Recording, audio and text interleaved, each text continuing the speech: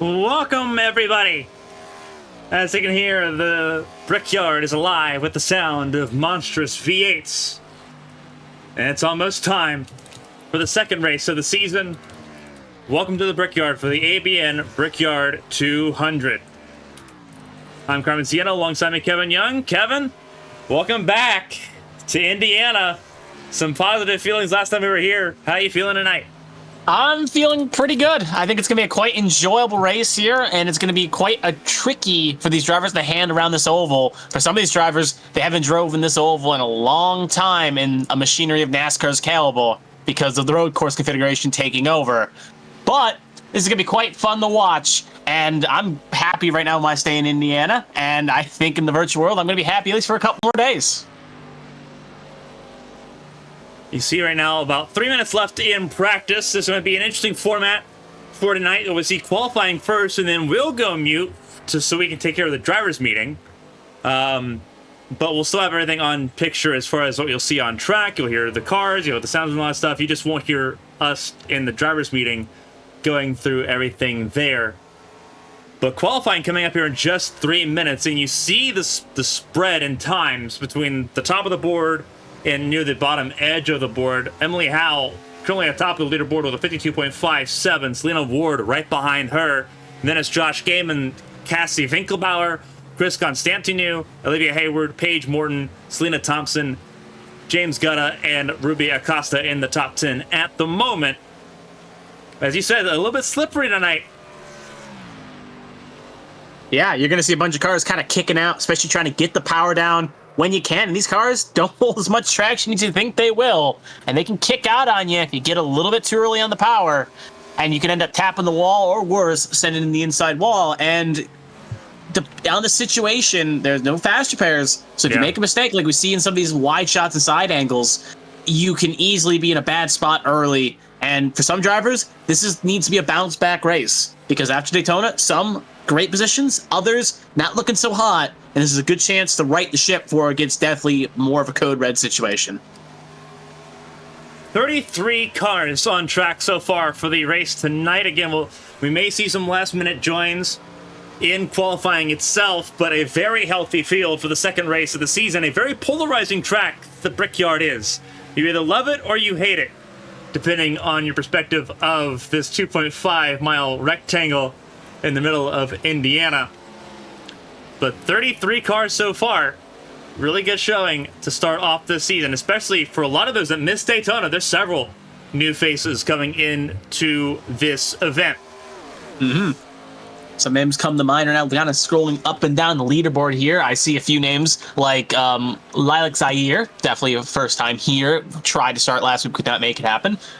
Seth Wanzing, that's another name that we see him a lot in the A-Square competition, but first time here tonight to make an attempt racing these Gen 4 cars around Daytona. Kevin Gibney Jr. as well. That's a new name as well. Along with Nathan Estep, and that's just the tip of the iceberg for names that we have not seen so far yet.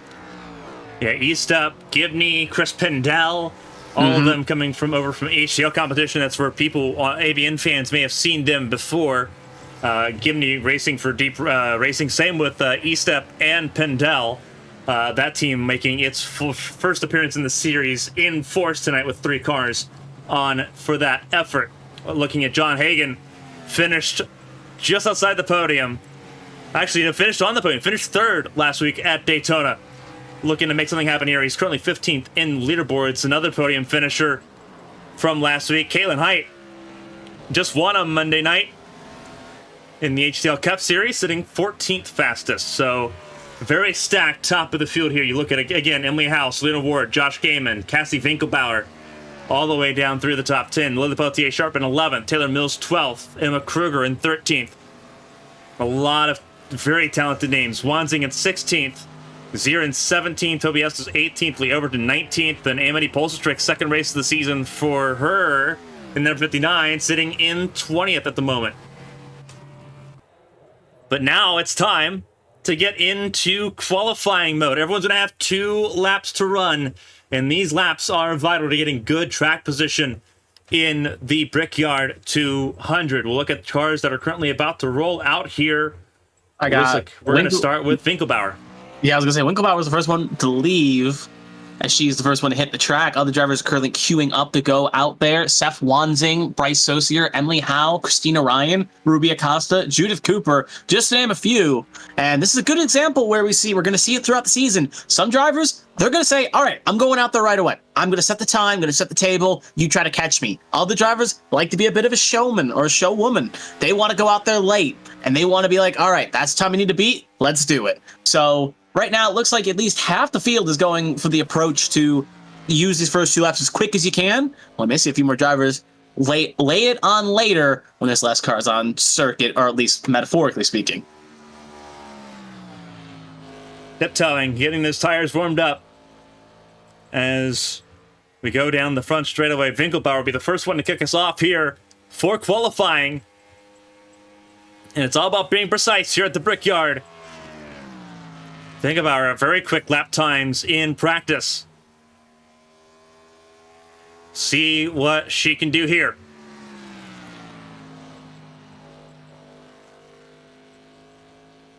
Going hard, that number 6 Toyota.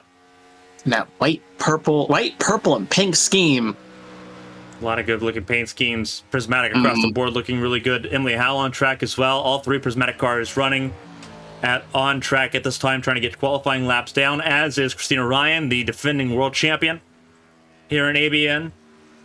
Nick Pressey, 2-time ARC's A-Square Cup Series champion. Seth Wanzing on track as well. A couple of Court Cup Series champions in this list. Kaylin Heights, Lynn Ward. Uh-huh.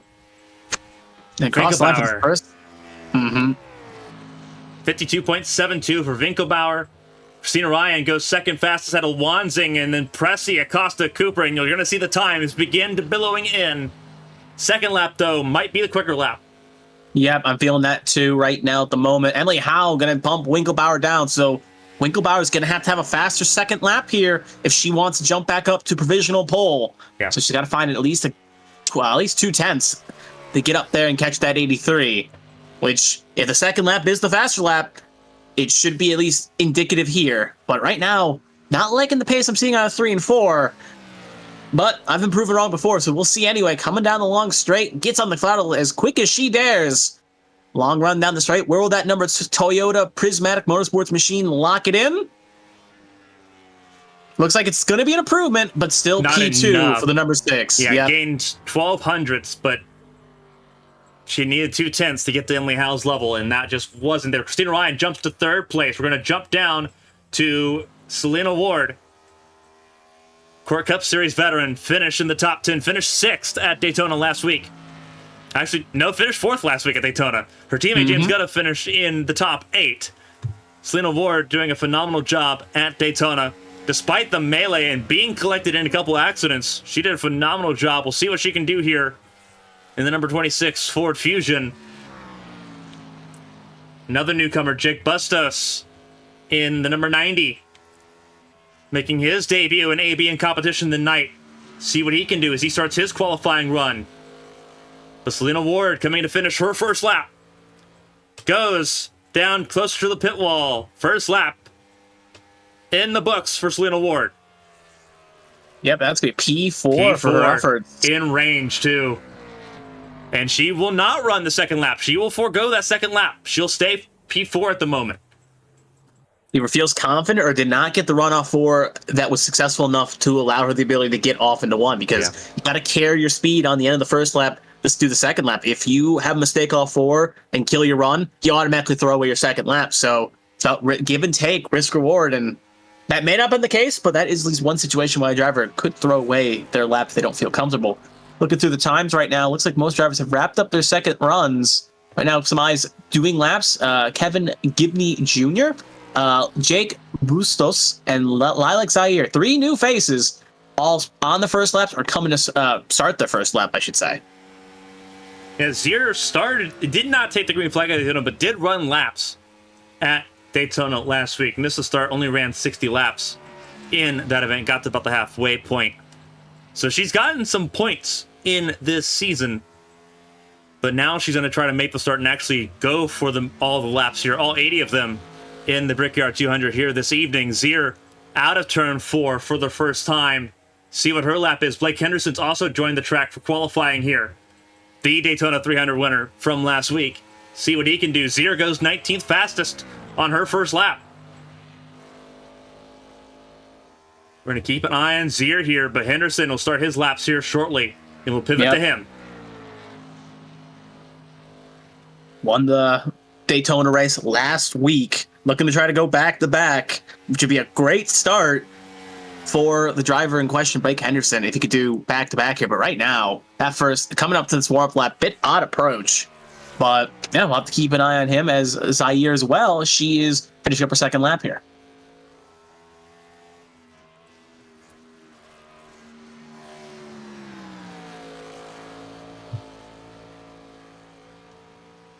Here we go. Zier down the front straightaway for the final time in qualifying. What has she got? Does she improve from 19th position? A lot of wiggle room because she gains 3 more spots. Ooh. When the going get tough, the tough get going, and she got some good time there to improve, leaving the only 2 drivers have not set a time yet. Looking up and down the board here. There's 3. Blake Henderson. Yeah, Blake Henderson, Leigh Overton, and Christopher Pendell all have not put down times yet. Yeah, Chris Pendell, Leigh Overton, and Blake Henderson, Deep Racing, Tombstone Motorsports, and Agent Inc. Racing, all on track here. Henderson had a very slow first lap. He's got to wind it up here for the second one. Yeah, he took a very weird warm approach for 3 and 4. I saw it kind of really hug the wall. So I think he's putting all his money on this second lap here. We'll see what he can do. First lap's not going to be representative. He's going to be 33rd. No, he's 30th. He actually didn't set that bad of a lap time. 30th place for Henderson, but this second lap, can he put anything down? And he's not. Gets loose out of turn 1. And he took a good hit there off the wall, and that's going to invalidate the lap. So Henderson is going to have to work his way through the field if he wants a chap to make this work. The Everton Series rookie first lap is beginning here with about 2 minutes to spare. So that 16 is going to be, look at the clock and looking at the watch.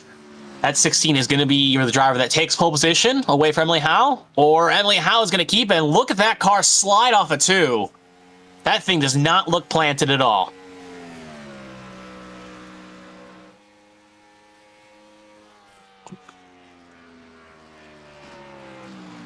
A very simple scheme with that 16, but I gotta admit, it does look a little bit catchy with those pink text on it. Another wall tap, though, come off 3 and 4. That is really not going to be singling good for that 16. It's going to have to find a miracle second lap here. First lap should not count, or if it does count, it's going to be not really that indicative. First lap will not count. Wall tap out of 3 and 4.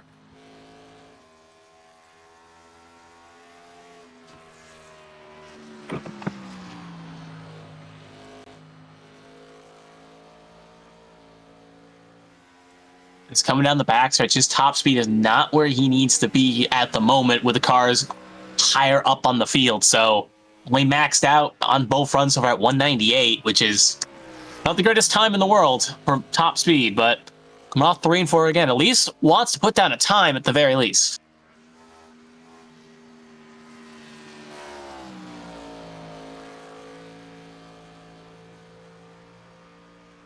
So here comes the 16. Did he find the magic horseshoe to jump up the pole position? Cross the line. And it's going to be good enough for 16th, so matches car number, but not going to be pole position. So that is going to be awarded to Emily Howe in that number 83, unless the 49 decides to leave the pit lane. But with only a handful of seconds left here, less than 40 seconds, that is highly unlikely. So it's all pretty much locked that Emily Howe will get pole position here tonight. Emily Howe takes the E83 Flying Machines pole award. Second race of the season for the Prismatic Motorsports driver. It's Prismatic Motorsports 1-2 in front of the field, the 83 and the 6 of Cassandra Winkelbauer. As qualifying gets ready to end, we're going to take an intermission for driver's meeting. Don't go anywhere. We'll be coming up with the ABN Brickyard 200 right after this.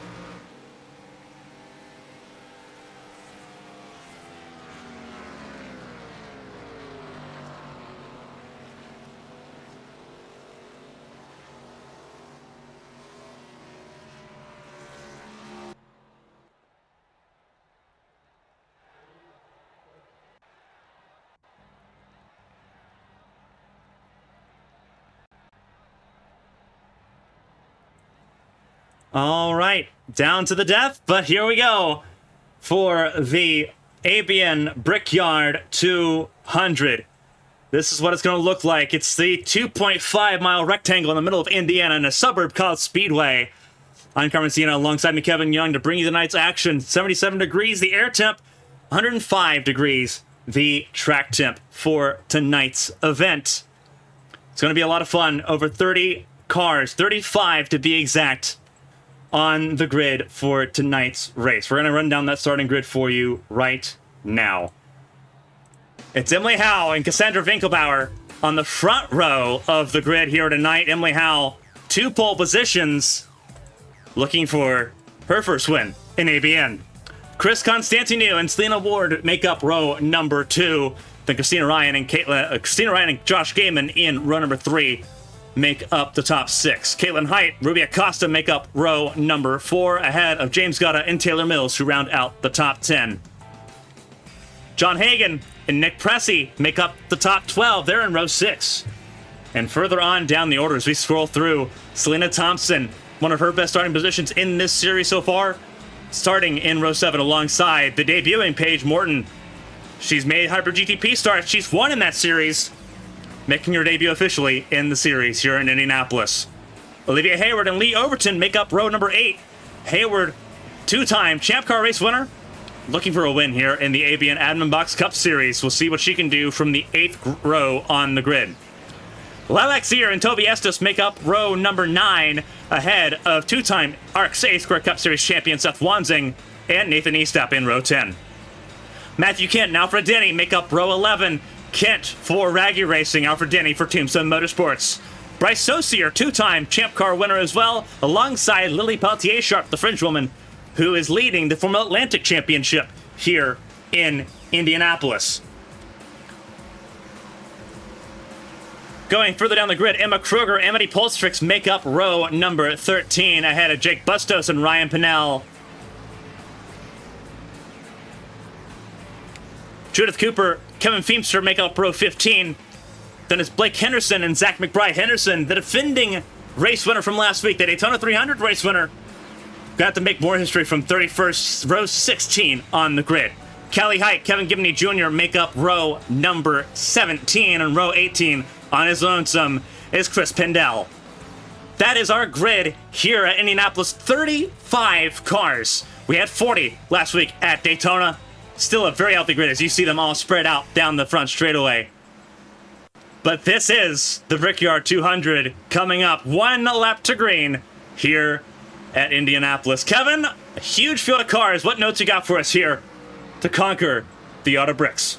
Well, it's going to be a track position game to a degree. You want to have to be starting up front or be in a late spot where you're up front. But other than that, if you're in the back, it's not game over yet. Sometimes, like we see at Daytona, it's going to be a situation to survive the carnage and work your way up for the field. I know there's some strong cars currently a little bit farther back that could definitely use that to their advantage to get up towards the front. So it's best tips I can give you. Save your tires. Don't want to burn through too quick. Try to keep the car slip under control so you don't slide your tires too much and burn them. And other than that, just try to have some fun. This is a good fun league, and just try to get some good points ahead of you so you can try to make that gap to the chase more manageable, or put a bigger gap from you to the car that's on the bubble line.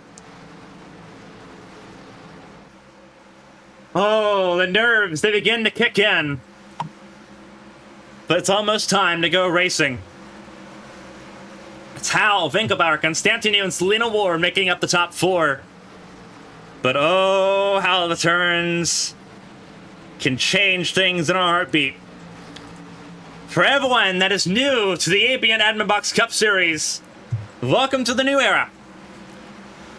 We're glad you're with us here on Wednesday evenings.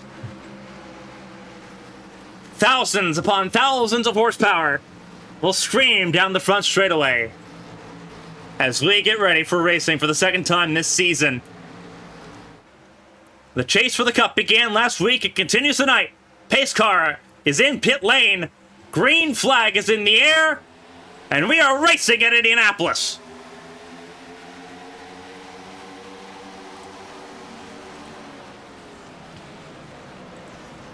Everyone trying to get sorted early. 3 wide. That's John Hagan that bottled it up a little bit. Very uneasy, very unsteady in the mid-pack. But everyone's going to try to get through the first couple corners easy, as tiptoeing as it is. Everyone will make it through turn 2. It's about keeping the good cold tires under you. Make sure you don't make a mistake here this early. And looks like you said, everyone will make it through. Now they're going to make the runoff into 3 and 4. Can I say a little bit of battle for third hanging on here with Gaiman under pressure here from Taylor Mills. And even there's a little bit further back, the 57. I think that is the 80 of Christina Ryan. They're fighting as well. Christina Ryan, our in-race reporter for this race. If we have cautions, we'll talk to her. She's on her way forward. Back to where she started. Started in row 3, lost a spot early, but got back to it. And now Rita Costa trying to gain another spot on Constantinu, the Romanian driver in the 57 for Gear Cats. First lap, clean. You love to see it. This is going to be a good kind of test here, as this is the first real track where tire saving and tire management will be a factor. And you're going to see some drivers going to be very strong qualifying, but they may struggle keeping the tires under them and keeping the length of the tires to get to the end of stint. So I have to keep an eye on if some drivers fall off and some drivers are able to kind of go forward as the run goes on.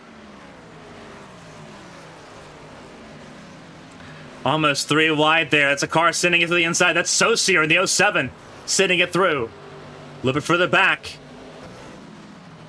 That is E-Step on his way through. Pelletier Sharp following him.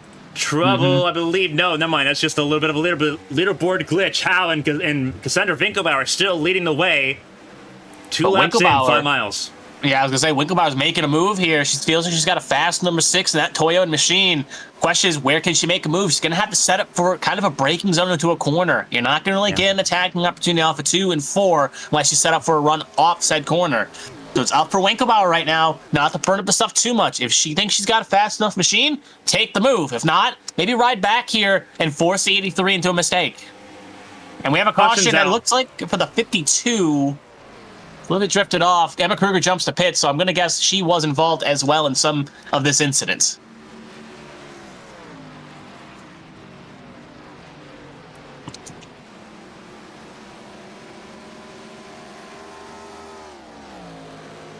We'll look at that here in a second.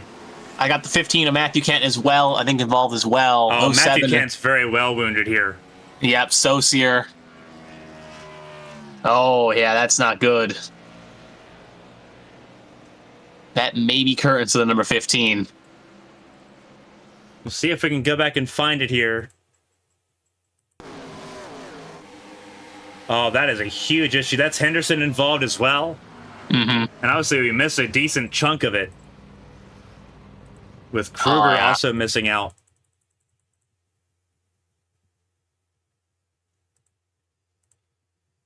So it looks like we have to see if we can find Saucier here as well. But a rough time so far early on. So this is where it started. It's with Hagen and Saucier. Saucier wiggles it a little bit. This is through turn 2. Hagen, do they make contact? Oh, Saucier gets loose into Hagen. Kent involved. This is near the back of the field. No, yeah. Ooh.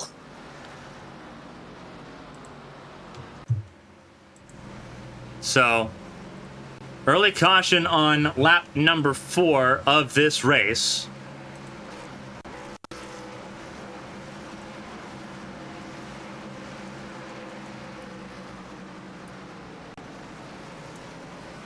Yep, early opportunity here for some drivers to elect to pit. I think a few drivers are already coming in. I'm seeing Leigh Overton, John Hagen, Kelly Height, Nathan Estep, Paul Strix, Toby Estes, Jake Bustos, and a few drivers obviously wounded in the accident. Judith Cooper, just to name a few, coming in for service. Some obviously maybe get off sequence, others to fix damage that occurred in that accident in question.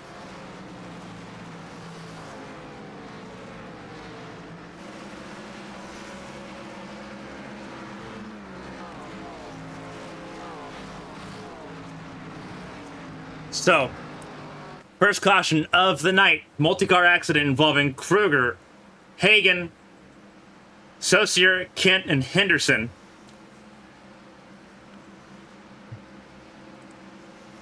Leaves us under caution for the first time. Again, for those that are new, there's no stages, there's no stage breaks, there's no green-white checkered finishes. It's scheduled race distance, 200 miles, 80 laps, and you just go. And that's the magical part of it. But unfortunately, that means you have the ebb and flow here, like what went wrong. And this was really close to the mid-pack than anything. But just a little bit behind that mid-pack situation where that occurred. 5 cars involved, and unfortunately, it may be race done for a couple of them. Yep, seeing long pit times currently for at least Matt Ken, obviously with that car being so destroyed. Yeah.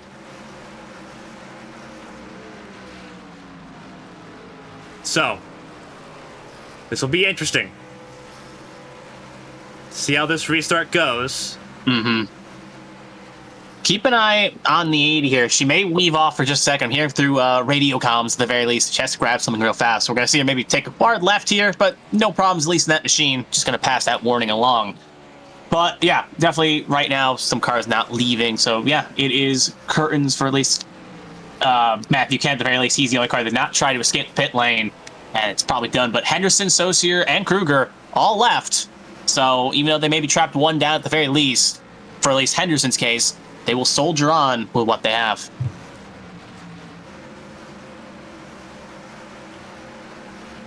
Gonna be a wild time on this restart. First restart of the night.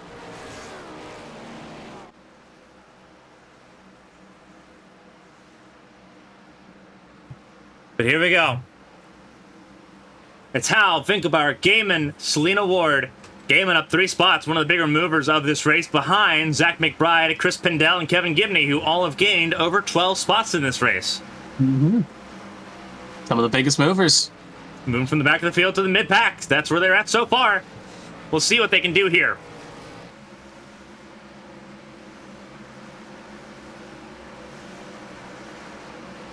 For those that are tuning in, for those that are following us for the first time here on ABN Esports, we appreciate it. I'm Carmen alongside me, Kevin Young.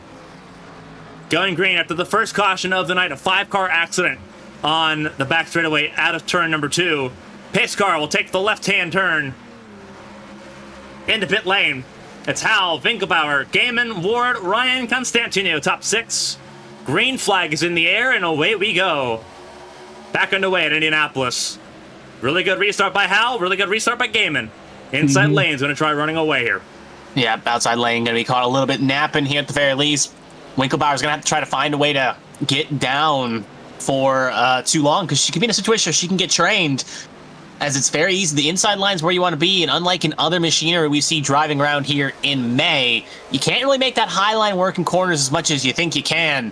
So it's about trying to preserve what you can and get low, and it looks like Ryan will at the very least early. I thought I was going to cut the 6 a break, but it looks like that will not be the case. You see a little bit further back there is Alfred Denny and Zach McBride. They're going to touch, check up through the field. That's going to put at least a few cars. The 90 big lick. Henderson's going to cut through the grass, and the 17's going to get flipped.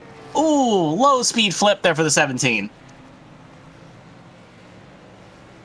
I figured something was going to happen in the mid-pack. We had the cameras pointed in that direction for a reason. We had it actually on Alfred Denny, so we didn't have to really pan away from it. But that is, I believe, E-Step that's involved with it as well. I'll have to double check here. It is E-Step 55.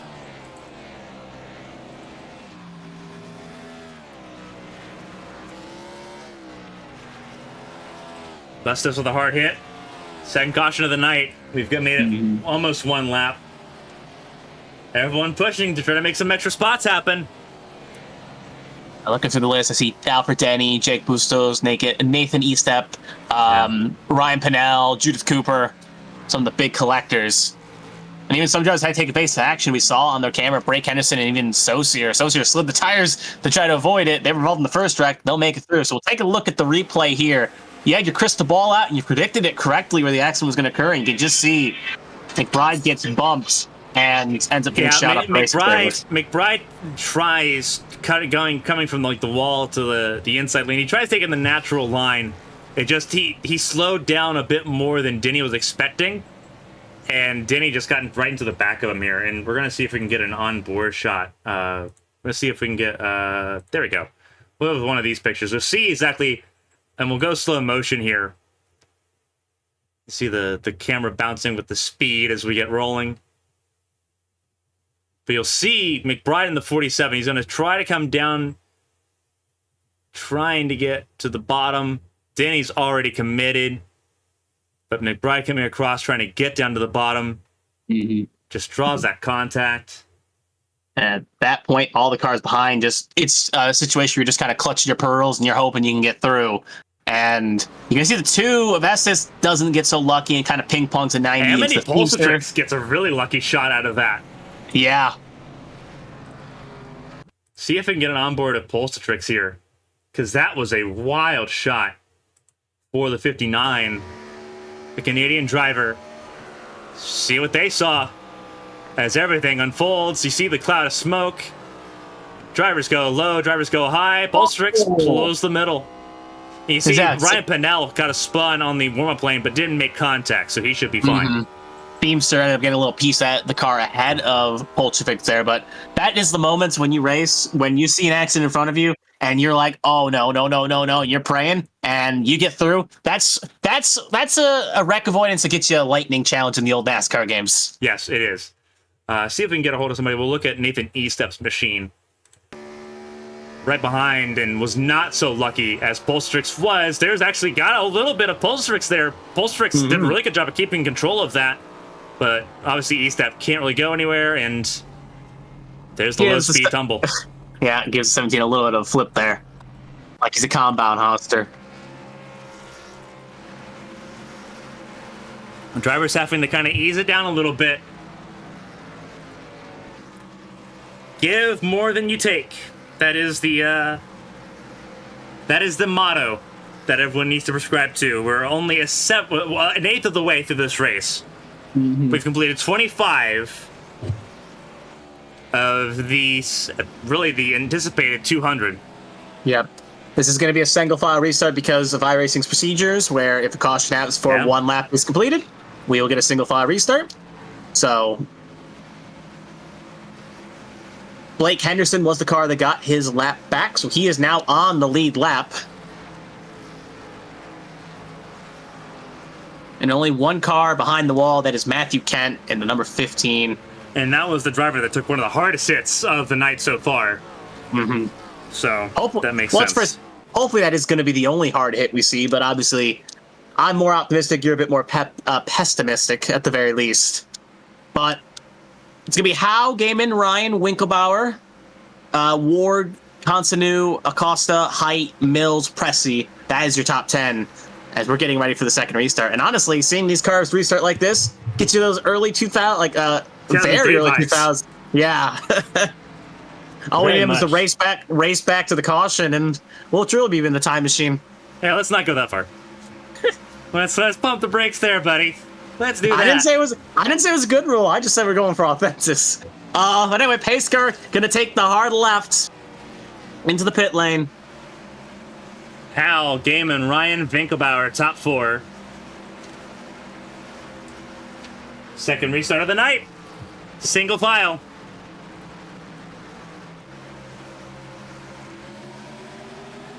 Flag in the air, and away we go. Good launch for the 83, but you can see already Taylor Mills going for a move in 5th position, and quick caution. There was trouble in the back. We knew there was trouble in the back. I believe it may have been Judith Cooper that spun, but I don't think we saw it. Yep, I'm seeing Judith Cooper on the timing scoring screen and crashed. Other than that, though, I'm just seeing a bunch of drivers passing, so...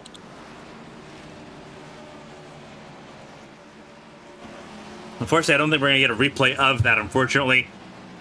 Just outside of our viewing capabilities. Yeah, no, I got on my perspective. Judith Cooper got ran over by John Hagan. Big stack-up moment. Oh, no. And Poltrovic, basically, it was a checkup. And if you can, hopefully, you can find it while I kind of describe it. But it was a checkup, and I can't see it because Cooper was not visible at the time of the accident. But yeah, there was a checkup. Trying to find who exactly that is. New cars, new faces.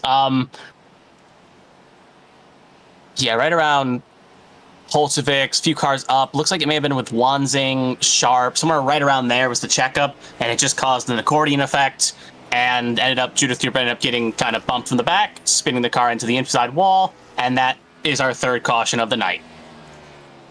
while we're under caution here, third caution in succession. This is very much like Daytona was. First half was chaotic. Second half was where the vibes really kind of kicked in. We'll talk to Christina Ryan, the defending world champion, see what she's thinking so far. She's up a couple spots. She's up to third, but she's getting to take it easy here. Christina, this is Carmen from the ABN booth. You got a copy? Yeah, I gotcha. What's up? The amount of cautions in this race, for one. Riding on board with you here.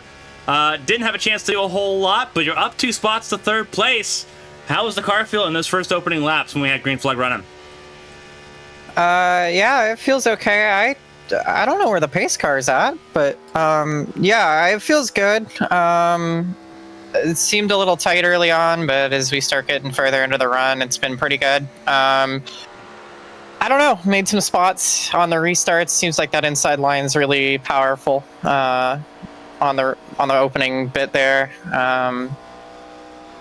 Haven't had a whole lot of racing to really know what's going on other than that very opening stint, but yeah, feels good. Glad to know that picking up where we left off at Daytona right up front. Didn't have any pracky, so jumped in here and just seeing what we can do. Obviously, a very interesting start of this race. You led a lot of laps at Daytona, then obviously you had to step out to do racecraft stuff. You had to jump around in some trucks. Running this race here tonight, obviously trying to make up some points now. After winning the shootout, obviously, you did well in qualifying for the 300. Now that you're back in running here, getting back into the vibes, what's it like being here in Indianapolis, not in an open wheel car in a big event like this? Am I allowed to say better? I don't know. I like both of them, but something about this, there's a lot more. You got to drive the track a lot harder. You race the racetrack a lot more, which is nice. So they just wrecked behind me, gang.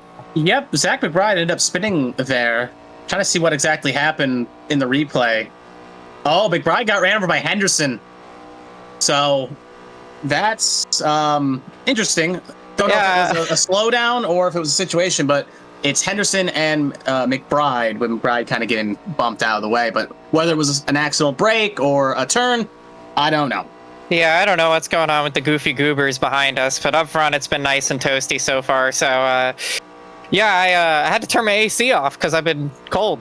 That's what happened down the backstretch. But it's been an eventful 14 laps, even if we haven't been racing too much. But I'm trying to warm up, and hopefully we can get some racing so I can do that with some kinetic energy. But other than that, I'm happy, ready to get back at it, and ready to kind of make up for not being able to finish Daytona.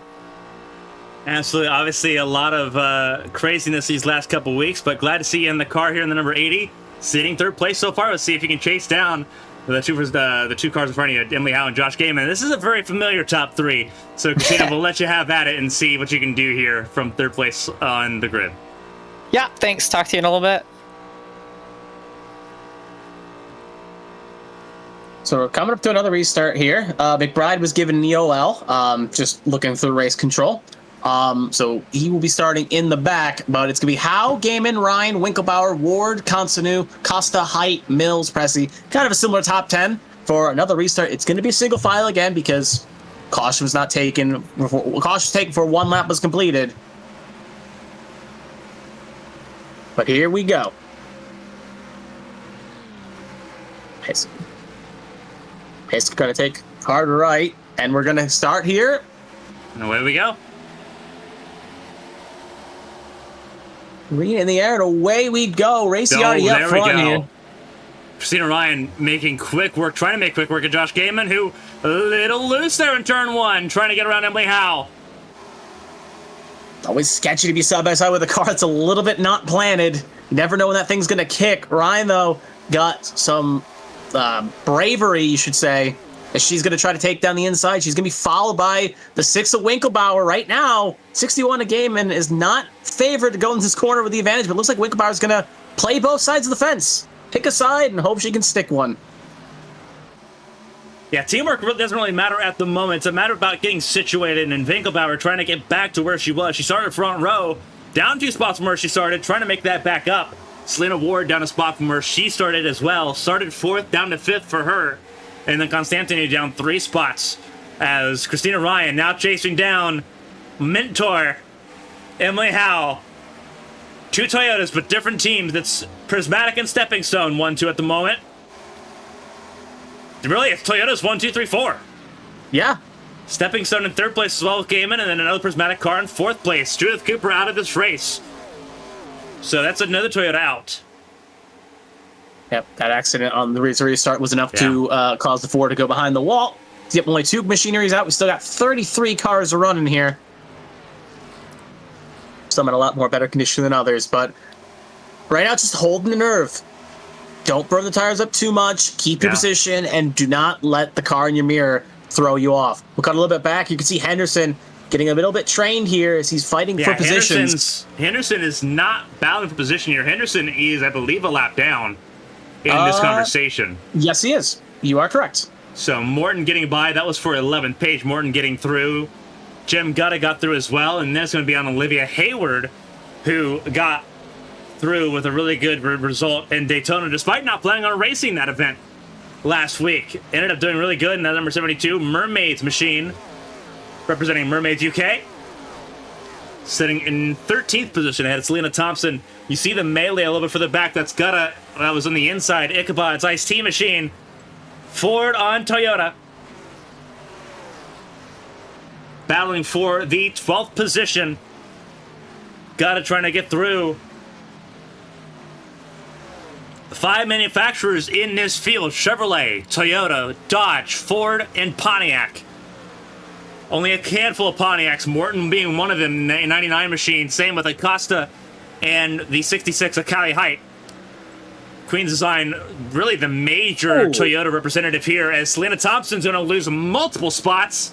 Lost to Zier, Peltier, Sharp, Pendel, all the way down, and 17th for the 63 machine. Yeah, I just took a look back there for half a second. I just saw them go 3 wide. I was like, that usually doesn't work out going into 1. But they'll all keep it nice and clean. They'll keep it nice and green. As the 49 going to be under pressure, going to try to make a move on the 63. And you got Pulsevics and Height, Cali Height, I should say, going to maybe make a move on Pulsevics here. Going to go for an aggressive lunge. And it's going to be 2 abreast here for both spots in question. Yeah, but Ford, Pontiac, and Dodge all in the question. Pulsevic's doing a phenomenal job learning on the go.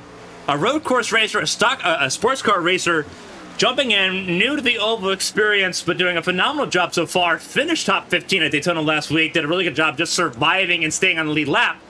But now, really in the catbird seat, battling with a 2-time Cup Series champion and Seth Wansing over in the ARC side of things. Mm-hmm. She's trying to learn on the fly. It's a good place to learn. You got a lot of strong drivers out here from multiple different series and multiple different ideologies. So it's good to see kind of just a good learning experience to kind of use that and springboard off. And who knows, maybe by season's end or maybe by chase time, we may be talking about Pulsevics maybe being a bit of a dark horse if she can definitely find her footing in that machine. There's Ryan Pinnell in 12. While in the second caution, was able to get out of it pretty unscathed, but a little bit further back than he probably likes. A little bit further back there as well, that is Nathan Eastep. That's Emma Kruger. They're side by side. They got around Blake Henderson. And then Bryce Saucier behind that a little bit. I think that's actually Zach McBride. That might be. Yeah, that is 47 McBride, who is multiple laps down and 30th at the moment. Mm-hmm. But at the front, it's still Howe and Christina Ryan with Gaiman and Finkelbauer chasing it around. Speaking of Winkelbauer, got definitely a little bit loose off of 2 there. Even missed the wall by a hair. So definitely she is pushing hard in that 6 to find the point of throttle to try to do anything to get around that 61. And that could end up maybe costing her a bit as Lena Ward and Constantinu are in the distance, ready to strike if the 6 makes a little bit more of a mistake like that again. Riding on board with the 6 of Finkelbauer from Bethlehem, Pennsylvania. Sitting in 4th place, started 2nd. Doing a really good job, very well renowned in sport in the stock car sphere. Racing HTL for Stepping Stone, part of the rotating driver squad in the number 50 machine up until Atlanta just a month ago. But Winkelbauer doing a really good job so far, hanging it in there, racing for Prismatic as Gaiman got a little too greedy on the inside of turn 2. Shades of the previous lap. Shades of the previous lap for Winkelbauer, and that's going to allow her the ability to get a run a little bit too far back to make a lunge. But that's what you want to see. The driver ahead makes slight mistakes, and it makes sense for Gaiman to push. seeing the top two break away, being with Ryan Howe being about 2 seconds ahead, and now Ryan being about 1 second ahead. Game is feeling a little bit of the pressure to try to challenge, and it looks like Winkelbauer is going to get an attack here. Can that Toyota outcharge the other Toyota here? Just about putting down the light line and getting the good draft, and Winkelbauer is not going to be just close enough to attack here this time by, but she's definitely showing that she's got some prowess in that 6. Some really cool shots here from the wall cams here at Indianapolis. Everyone's sending it through here. It's really come down to the top 7 separated themselves from the rest of the field. A full second and a half between teammates Caitlin Height and Taylor Mills. Kind of interesting to note as well, that pack of top 7, even maybe, yeah, it's top 7 with Height on up, are in that, like, kind of their own little pack. And after that, it's like packs of 3, packs of 3, packs of 3, packs of 4 maybe. So that is kind of the bigger pack we see is up front. And everyone's just kind of running in their own little grooves and kind of running their own little races here. As we're coming up to lap 22, coming to lap 23. And it's still Emily Howe got a 1.2 second lead over Christina Ryan.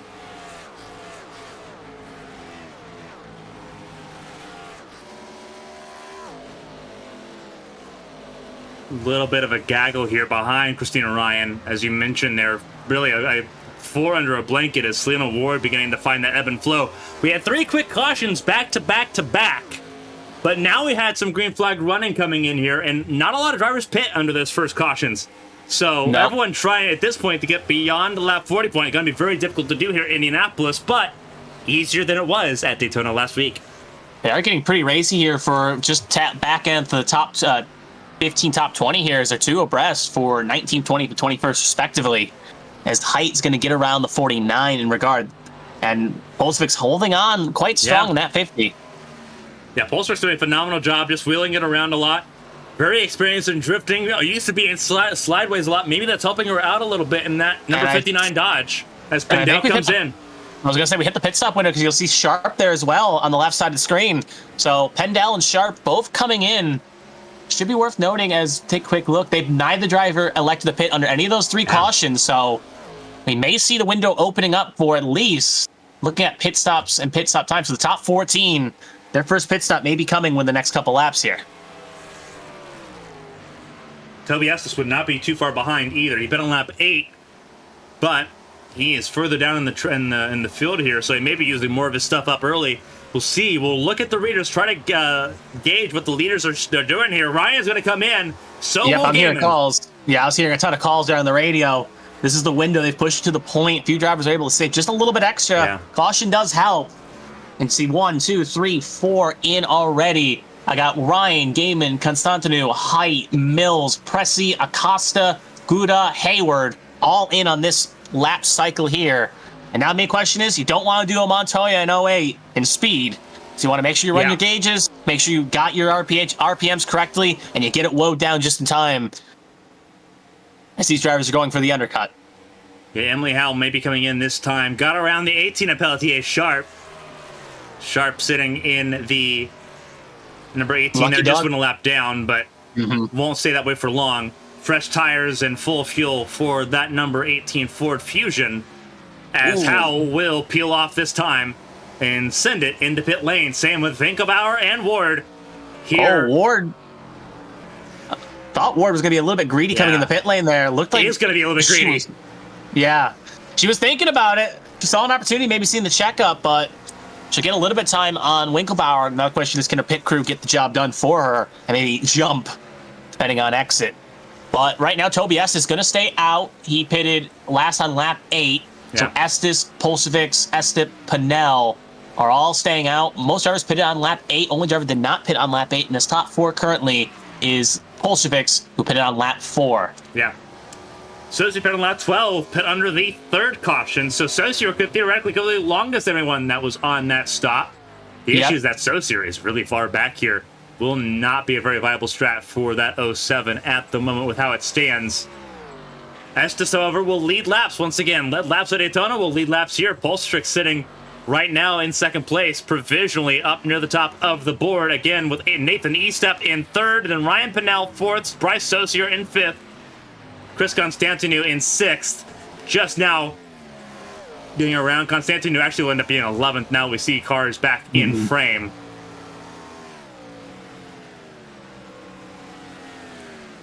It's Estes, Pulstrix, E-Step, top 3. Pulstrix sitting smack dab in the middle, doing a phenomenal job, but she will have a pit stop coming very shortly, maybe within the next couple laps. Everyone pit on lap 24 and 25. Pulstrix could theoretically make it until 29. And Estes and E-Step and Pinnell, they theoretically can make it all the way until lap 33. Mm-hmm. So we'll see what they can do here.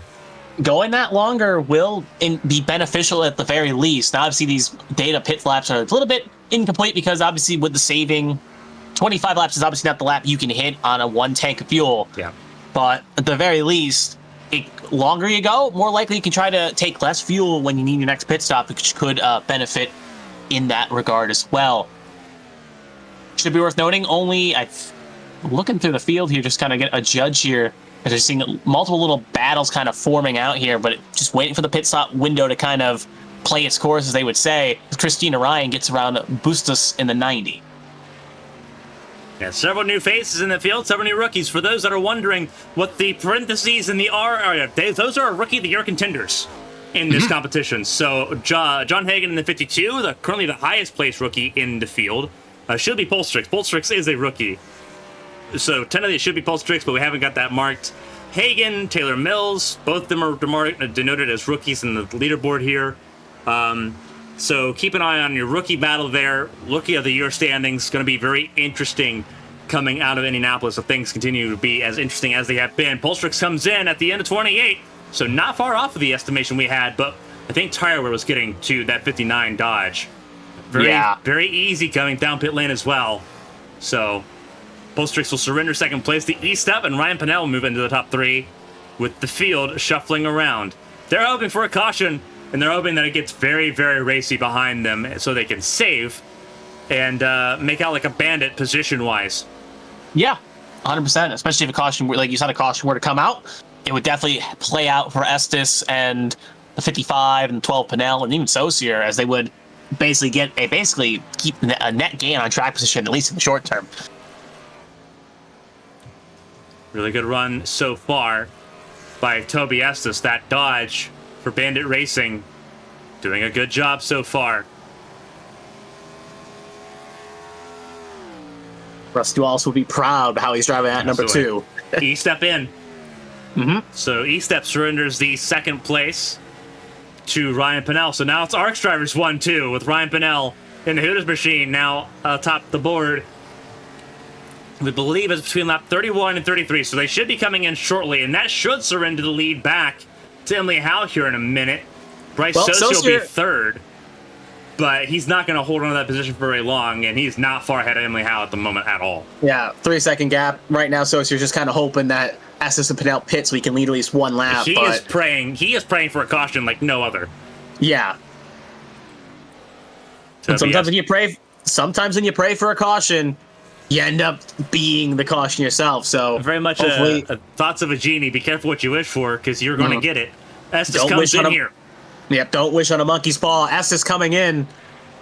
A little bit hot. Looks like he'll get it woed down, though. A lot more aggressive in that, too. Ryan Pinnell stays out another lap, so Ryan Pinnell will take the lead of this race, I believe. He can get to him at the line, he will. Ryan Pinnell, race leader, lap leader in the ABN AdminBoxx Cup Series. Been a phenomenal year for him so far, all things considered. Had 2 years of major technical and reliability woes on that presidential racing machine across all of the competitions he raced in.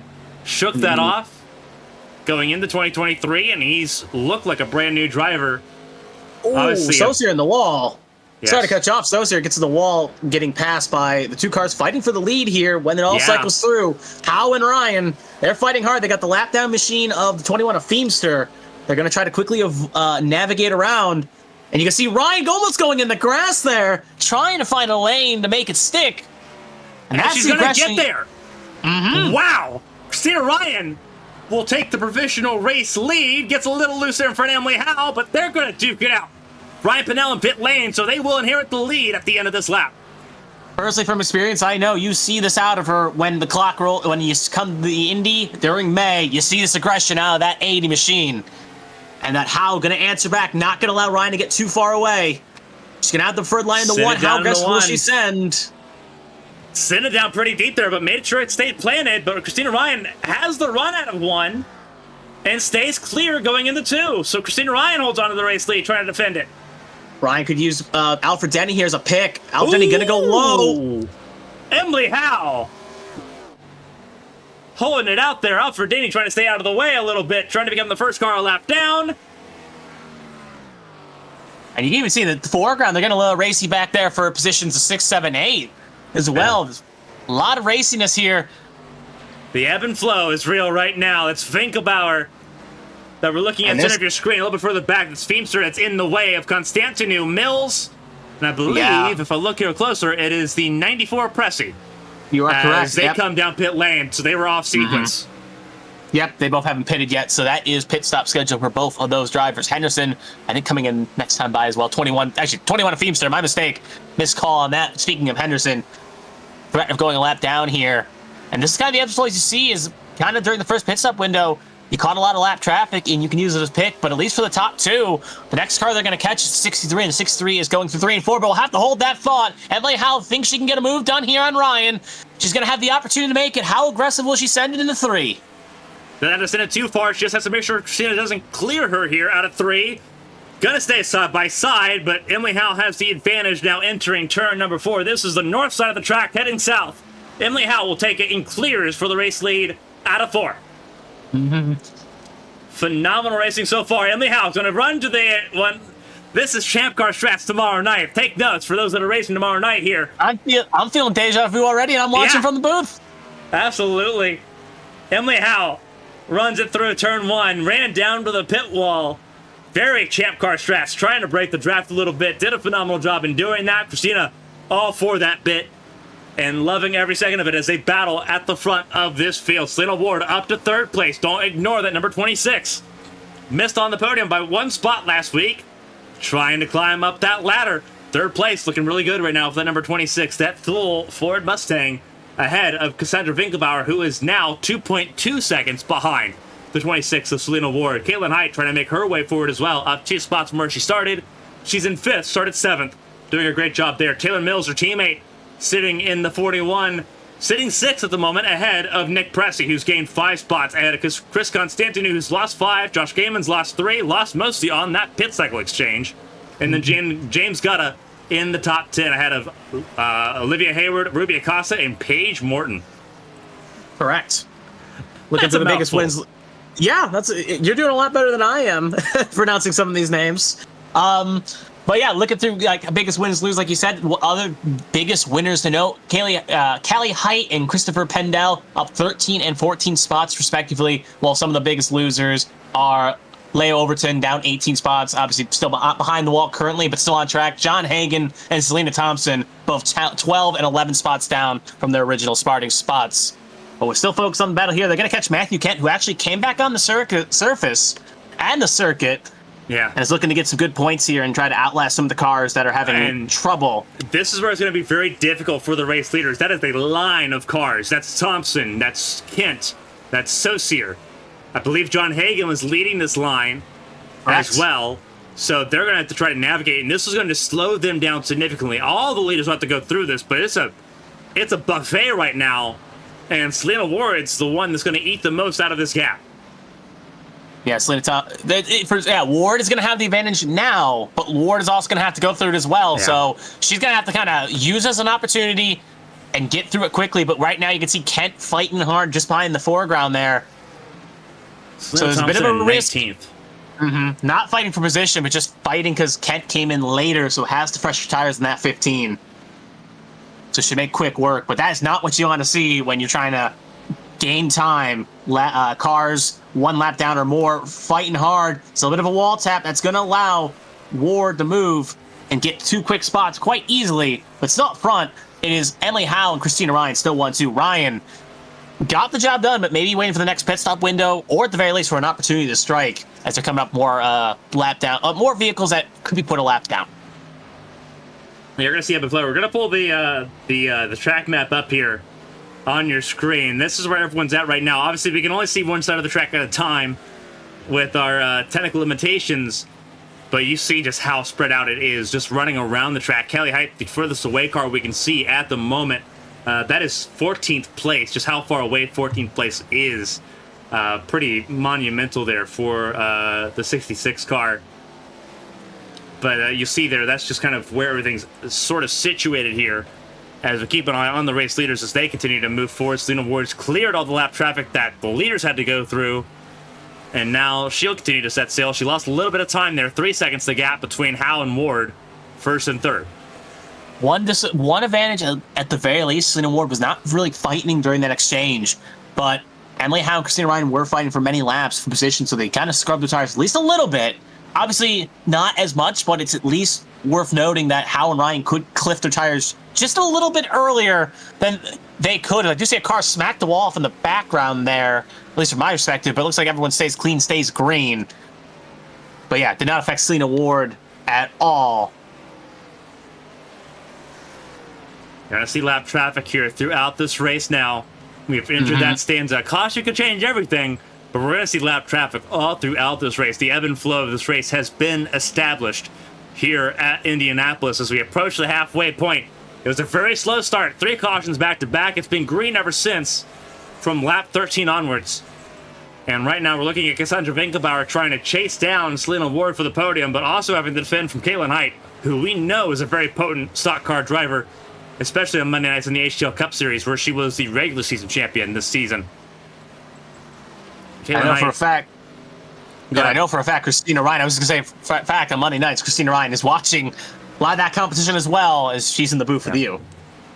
Yeah, Christina Ryan doing a phenomenal job so far. Loves this track, loves this car, doing a phenomenal job. You see how energized she is just being in this car. It's been a rough time in Champ Car on Thursday nights for 2 races, 2 retirements, despite having the pace to be in the top 10 or potentially challenge for the race win. But Indianapolis just brings out something different, and right now she is bringing her A game to Emily Howe right now. Emily Howe, fastest in practice, fastest in qualifying, but Christina Ryan making sure that she stays right on top of that 83. And it should be worth noting that these drivers did pit on lap 24-25, and we're coming up to maybe the next pit stop window opening up here. And obviously that was with saving of fuel, so windows should be opening soon for a majority of the cars that pitted under last pit stop window. Coming close to another pit stop, at least in the advantage here. Within the next 5 laps, you should start seeing people come in a little bit here, yeah. 5, maybe a little bit more, maybe a little bit less. But they would love to make it. So I think it's an easy 2-stop race still. Like there's 2 stops left, I think, for just about everybody in this field. It's a matter of how you split up that last stop, because you may have to make a short stop here to get things going all the way through.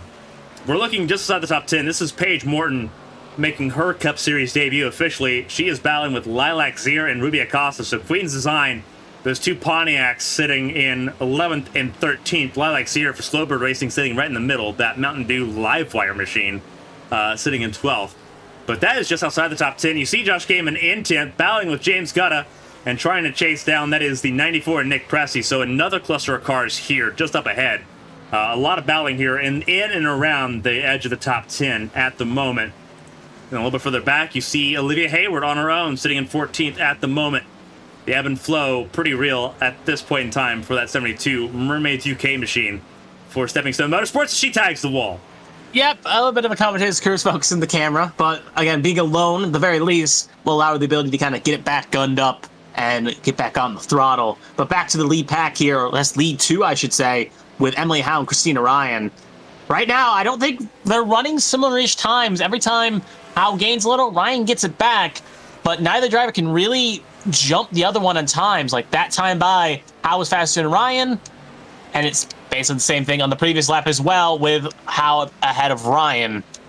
So really, right now, if I'm Christina Ryan, it's a 2-stop window. I'm thinking about, at the very least, pit stops and maybe trying to find a way to jump using the pit stops, because right now, Ryan's fast, but Emily Howe is just as faster in that 83. So you got to think strategy with the pit stop windows. We're already seeing a few cars pulling in, including the 9 of Seth Wanzing. He'll be the first driver under that last pit stop, previous pit stop window at 24-25 to come in. So we're going to have to wait and see if the lead pack follows through or elects to go maybe a couple more laps. Phenomenal racing so far throughout the field.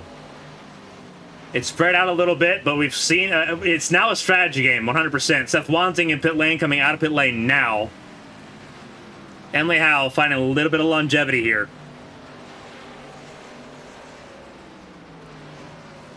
We just saw their Feimster touch the wall. Barely avoid hitting the wall. Having some slight technical difficulties with SDK. Again.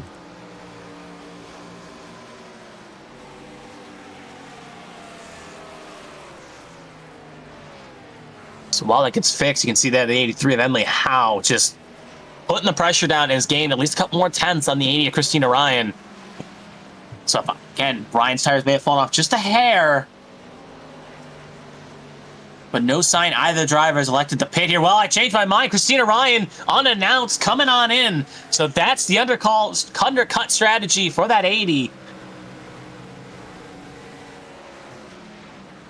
And she will be coming in along with a handful of other drivers, including Joshua Gaiman coming in. I heard Sharp as well. She'll be coming in. Toby Estes.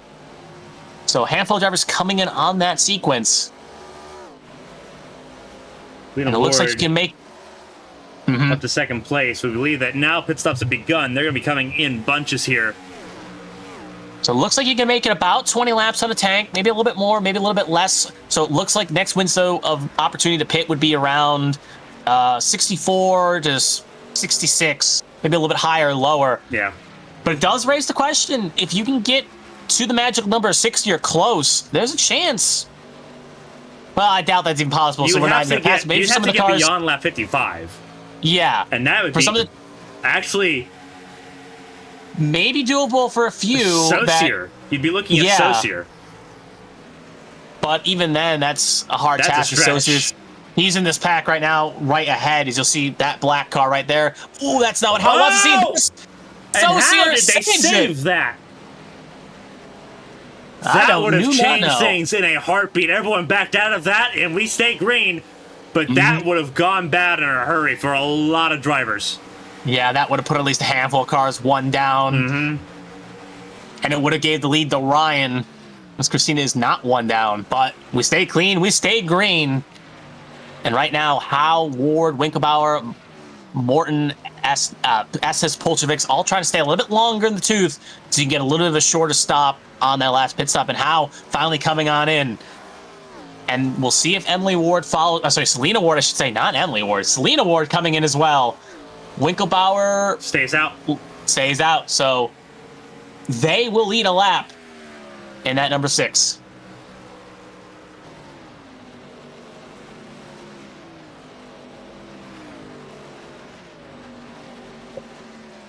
Right now, I like the odds Christina Ryan being able to get the lead back. Undercut prevailed. I'm gonna assume prevails here. And she's coming off 3 and 4 right now.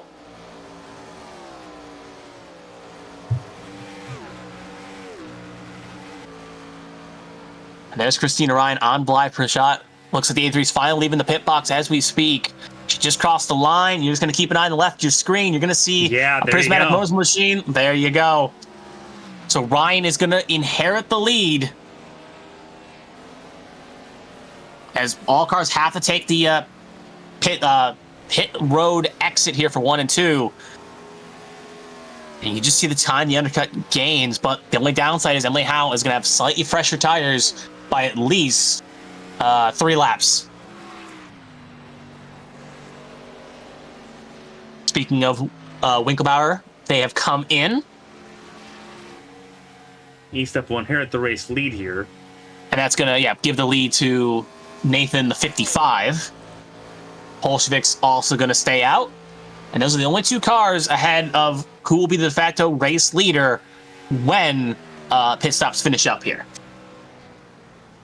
This is going to be very interesting to see how this race goes, because for most of the field, it is an easy one-stop race left. You just got to make it beyond lap 60, and everyone should be able to do that, especially if you're pitting here. Yeah, easy.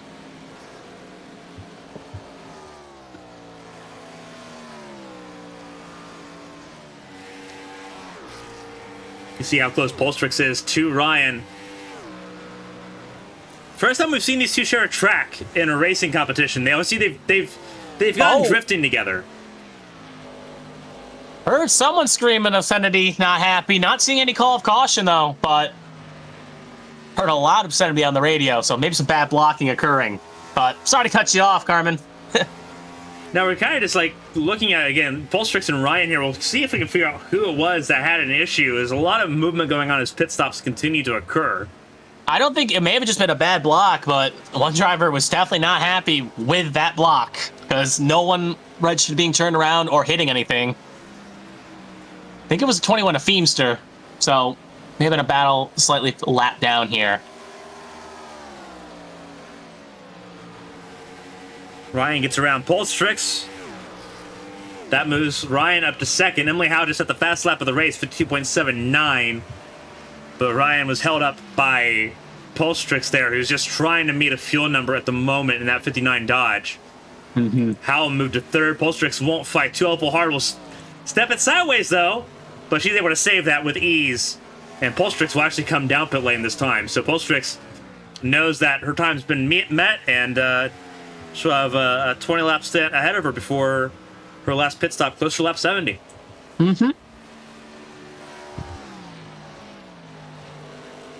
Playing the long game here, knowing that she played the strategy, hoped she could have got a caution, but right now the same strategy, the 55 of S-Step, or the 43, at least on my screen there, and the WCW Hulk Hogan-inspired theme, just hoping for a caution here, maybe a change of fortune. Now, this is theoretically for the race lead. This is for the realistic race lead once E-Step makes his pit stop here in a few laps.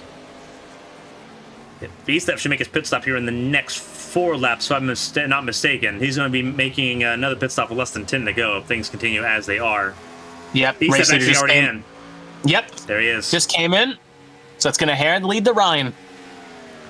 Now, this is something to kind of keep an eye on. Oh, trouble. Caution's out. Just heard a call for wrecking, so... Oh, Nathan needed one more lap. And that raises some questions here. Obviously, it looks like the caution was for Lilac Zaire. But it raises the question as, yep, there she is, stationary on the outside groove. She'll get it refired. But now it raises the question. Obviously, we're a little bit far away from the window, but not far enough that there's a realistic chance someone may pit and try to stretch. It's a hard task, and I don't think going to be doable, but when we get back to green, we're looking at lap 53. In theory, that's 27 laps. You can make 20-ish on a tank. It's not easy, but with another caution, could be doable.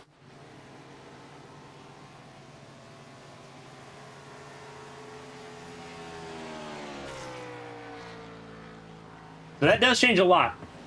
As you mentioned there, that changes a lot of things. As now Christina Ryan has the race lead. And that was going to be a very interesting little test for Christina Ryan. Because Emily Howe's been faster. But Christina had the strategy call on hand. It really was on point for Christina Ryan. And it still can be. There's still enough time left in this race that it can. The strategy game is now wide open. Yeah. Play your cards. If you're a little bit farther back, you pit probably under this caution, try something different, and see what you can do. But if I'm up front right now, I don't think I pit. I don't feel, unless you think there's another caution, I wouldn't advise pitting. And we saw a long green flag run here, but cautions breed cautions under restarts. And it's safe to say if one caution happens, especially with now the field bunched back up, maybe another one happens. So this is why right now it's a hard call to make. And I'm glad I'm up in the booth not making that call on the racing surface because This is a tough one. So we'll see here on answering who will come in, who will stay out. And it looks like top 2 stay out, Selena Ward as well. We do have a few takers, I think a little bit lower back. Actually, no, most baiting there. But it looks like Winkelbauer, Hagen. Yeah, Winkelbauer, the major name that pitted.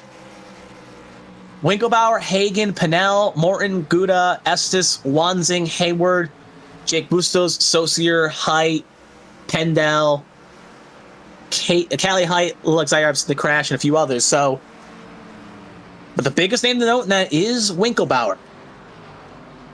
Top 5 runner, strong car, trying a different strategy. Alfred Denny will get the wave around here. He will be I believe, back on the lead lap. So yeah, top currently on the screen, top 12 stay out. Everyone else pits.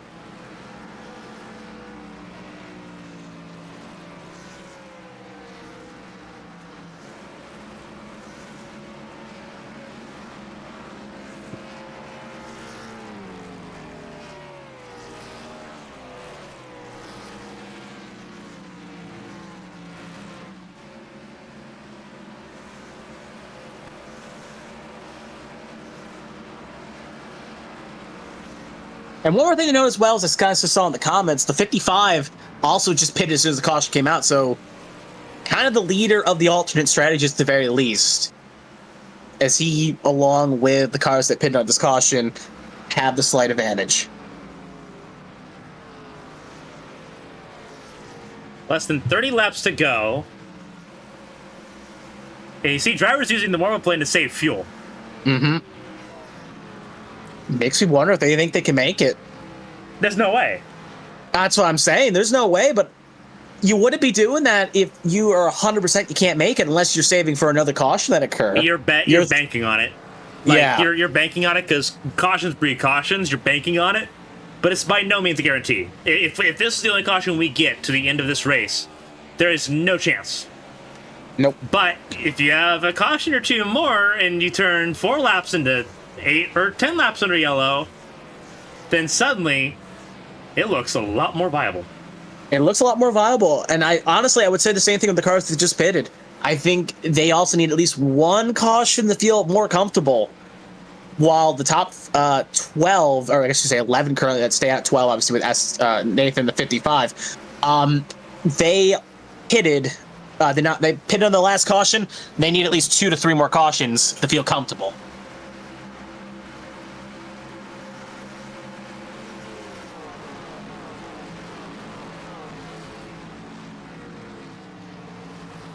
Here we go. Gonna be spicy. Mm-hmm. Keep an eye on the cars farther back with the fresh tires. Keep an eye on the cars up front. It's going to be very interesting to see how this all plays out.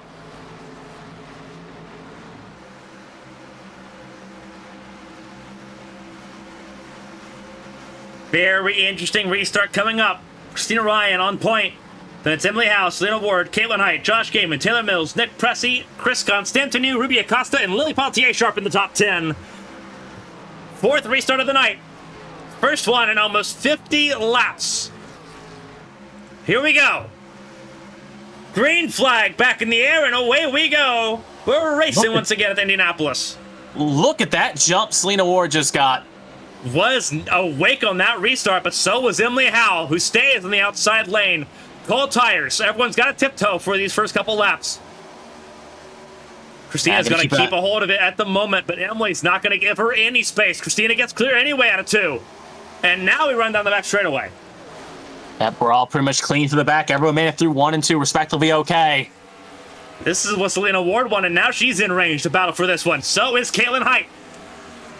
So is Joshua Gaiman as well. Yeah, I say don't forget that 61. That 61 likes to wheel and deal a little bit. We saw the last night from Atlantic. Led every lap at Lucas Oil Raceway. That was 163 laps. He just needs to lead 1 tonight. Yeah, and we know he's got that aggressive stick in him. He knows he'll try it if he sees an opportunity. You can see right there some champ car straps. Go low, go high. Don't allow the car behind to get the run. There's a lap car off pace. That is the 12. Yeah, that was Ryan Pinnell getting some damage repaired there.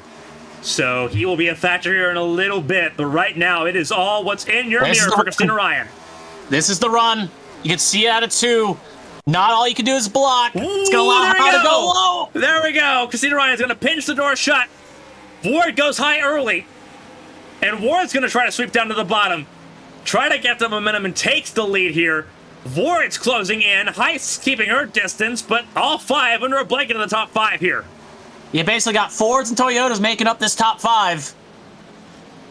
And by Fords and Toyotas, you mean mostly Toyotas. There's 2 Fords, and they're not teammates. At the very least, but Ryan keeping the foot in it. Not going to let go. Oh, here we go. That if Howe gets around, it may single game over. But she's Not going to even have to close to give... game over. Holy cow! Switchback! That's a switchback! What a move by Christina Ryan. Both of them are going to go up the hill. 3 wide. 3 wide. 2. Selena's tagged the wall. Big lick in the inside wall. We stayed green. One car. Oh, no. And she's struggling. She is struggling. She's trying to stay off the wall. Trying to stay out of the way, but she is completely toast at 26 with 25 to go. It was a move you had to take. Get away from the battle. And unfortunately, it does it in for Selena Ward. It's just the car got loose on Ryan, and there was Selena Ward just happened to be there, but Ward had to go for the move. That was an opportunity to take the lead. That is, that's heartbreaking. And Christina Ryan went from 2nd to 4th in that exchange too. Christina was trying so hard to stay off of Emily Howell that it broke loose, and now it's shaky foundation for that 80 car, and now it's Caitlin Height seeing what she can do to attack the 83 of Emily Howe. Even Christina Ryan's a little apologetic on the radio. Yeah, I mean, there's not a whole lot you can do there. That's just heartbreaking. Selena Ward had an amazing race going, and it's all for naught. Made it to pit lane safely, but that's consolation, and a very poor consolation for what it was a podium layup. It was a move you had to make. It's a move that she knew would have gotten her time because they were battling so hard, Ryan and Emily Howe were. And now it's all but over for the 26, who is in pit lane and effectively done here at Indianapolis. Emily Howe still leads, was able to stay away from that pretty well scot-free, hugged the wall out of 2. And everything kind of just happened alongside and behind her. But now it's on Caitlin Height and Taylor Mills. Taylor Mills had a very rough race last week at Daytona, but doing a lot better here tonight at Indianapolis. What a difference a week makes for that 41 machine, sitting in the top 3 at the moment. And even if Christina Ryan gets back through, a top 5 is a phenomenal result for the number 41, who is still very much learning, and that was trouble out of turn 4. It's about putting points on the board, and at the very least, you want to get things going in the right direction after last week being a little bit not favorable for a few drivers, including the cars fighting right now for said 5th, 4th, and 5th, respectively. Gaiman going to make a move on Taylor Mills. And I was going to say get around successfully, but looks like Mills going to hold nerve. And a little slideways for Josh Gaiman, and will not be able to get clear. Taylor Mills holding on to that 4th spot for everything that it's worth right now. Feather in her cap. Finished on the podium in Champ Car last week at Daytona, and the road course tagged the wall a little bit. So did Constantinu. Gaiman's going to try to go over-under and keep an eye on the 40 of Rubia Costa. Yeah, Costa had her race ruined early last week at Daytona. She's in the mix. Should be worth doing well. If you look a little bit further back, the stars that pitted under the last caution are there and attacking. James Gouda, Paige Morton, Olivia Hayward, all there in the background there. Go a little bit farther than the cars ahead. So I'll have to wait and see how it plays out there, but Rubia Costa gets a little loose, and that's going to allow the attack. But there goes Gaiman inside on Taylor Mills. And they're going to make contact a little bit. This is deja vu for Josh Gaiman, not the favorable kind. He was not happy with Lily Pelletier Sharp when they went side by side here on Monday. And now Taylor Mills doing the exact same thing, having to kind of put the elbows out a little bit and doing a good job of that. Taylor Mills holds on to 4th place, but losing time to Christina Ryan is the dam, and when does it break?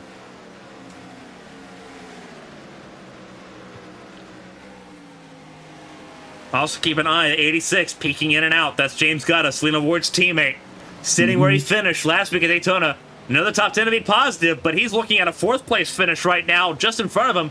Less than a second separate 4th through 10th. And like I said, he's the first driver of the cars that pinned under the last caution. So slightly fresher stuff, slightly more fuel in the tank. I'll have to wait and see how it all plays out. I would not be surprised if he's sitting back a little bit, trying to save a little bit more fuel. It's still a stretch. Yeah, I was going to say Acosta just got passed there by Winkelbauer. Not Winkelbauer, I should say. Acosta and Gutta, thank you. Yeah, so that pink blue machine as well make a move as well of Constantinu. So 2 cars got around. Acosta getting trained here. Yeah. Going to close the door before Hayward can get around, but Hayward in her own fight with Morton. Yeah, Morton, and then there's Winkelbauer in the 6. You see, that's just on the fringe of the top 10. That's actually battling for 10th. Winkelbauer and Hayward are. as you look up for the back here. And then Seth Wanzing, recovery for him, number 9. That caution was very fortunate for him as he tries to get to the inside of Hayward. And will do so out of 4 here. Number 9 surging through. And gets clear, clears himself a little bit, forcing Hayward to give up that spot. Car coming down pit lane. Who is that? That is Pressy coming down pit lane. That is a late call I've ever seen one. Like, that was before the attenuator there. Yeah, that was very dangerous. Peltier Sharp also came in. Mm-hmm. Both cars, I believe, pitted. Actually, I don't think. Both cars came on the last pit stop win, if I'm not mistaken. Yeah, 3 stops. Actually, yeah, I don't think they actually pitted in the last caution. So, regardless, though, they're taking the stop service here. Bit early, regardless of what strategy they're on, though. But back to car place in second here. That's Caitlin Height. Chasing down Emily Howe. Down less than a second at the moment. Christina Ryan back to 3rd. Trying to claw her way back forward. These 3 know each other very well. So does Taylor Mills. Taylor Mills still learning, though, on the stock car side of things. Still holding up. Gaiman and James Gutta, who's on his way forward. Trying to attack that top 5 of Josh Gaiman. Gaiman in the 61. Gutta in the 86. They go through turn 1 almost side by side, and both of them step it out a little bit sideways as Gutta's got fresh tires, and he's going to actually get really loose between 1 and 2, and that's going to give Gaiman the advantage right back out of turn 2. Oh, but worn tires, that's what that means right there. Gutta was able to power through out of turn 2, and that better run for the 86 means the world. Top 5 for the 86 of Gutta, and now Constantinu up next. And even if these drivers do pit all once before the end of this race, that's probably a net position gain for Gutta and possibly Constantinu as well. So that tire pit strategy is worked out, at least in there. A treat for both drivers. Finkelbauer's around! That's going to be a caution. Around. 5th caution of the night. Finkelbauer, I believe it was Finkelbauer and Hayward that got together. I'll have to double check just to be sure. But we know Finkelbauer went around and will get it turned around. But that number 6 car is wounded. And that plays everything back into the hands of Caitlin Height, Christina Ryan, Taylor Mills, and James Gutta, and that takes pit strategy out of the equation completely, because you can make it from here. Yep, it wasn't Hayward, by the way. It was Seth Wanzing. Yeah, we're going to see here, we're going to look at the replay. We know it was at the very fringe of the top 10, and this is what it is. Seth Wanzing, you see that number 9, that blue and white machine with the yellow numbers. We'll see. We'll go in slow motion first. This was car cam. Wanzing trying to get to the underside of Winkelbauer. See if they weren't already making contact. That's Winkelbauer. We'll look back at Seth Wanzing here. They did not make contact yet at this point. No, you're going to see it coming right in this corner here, though. That's where the tap occurs.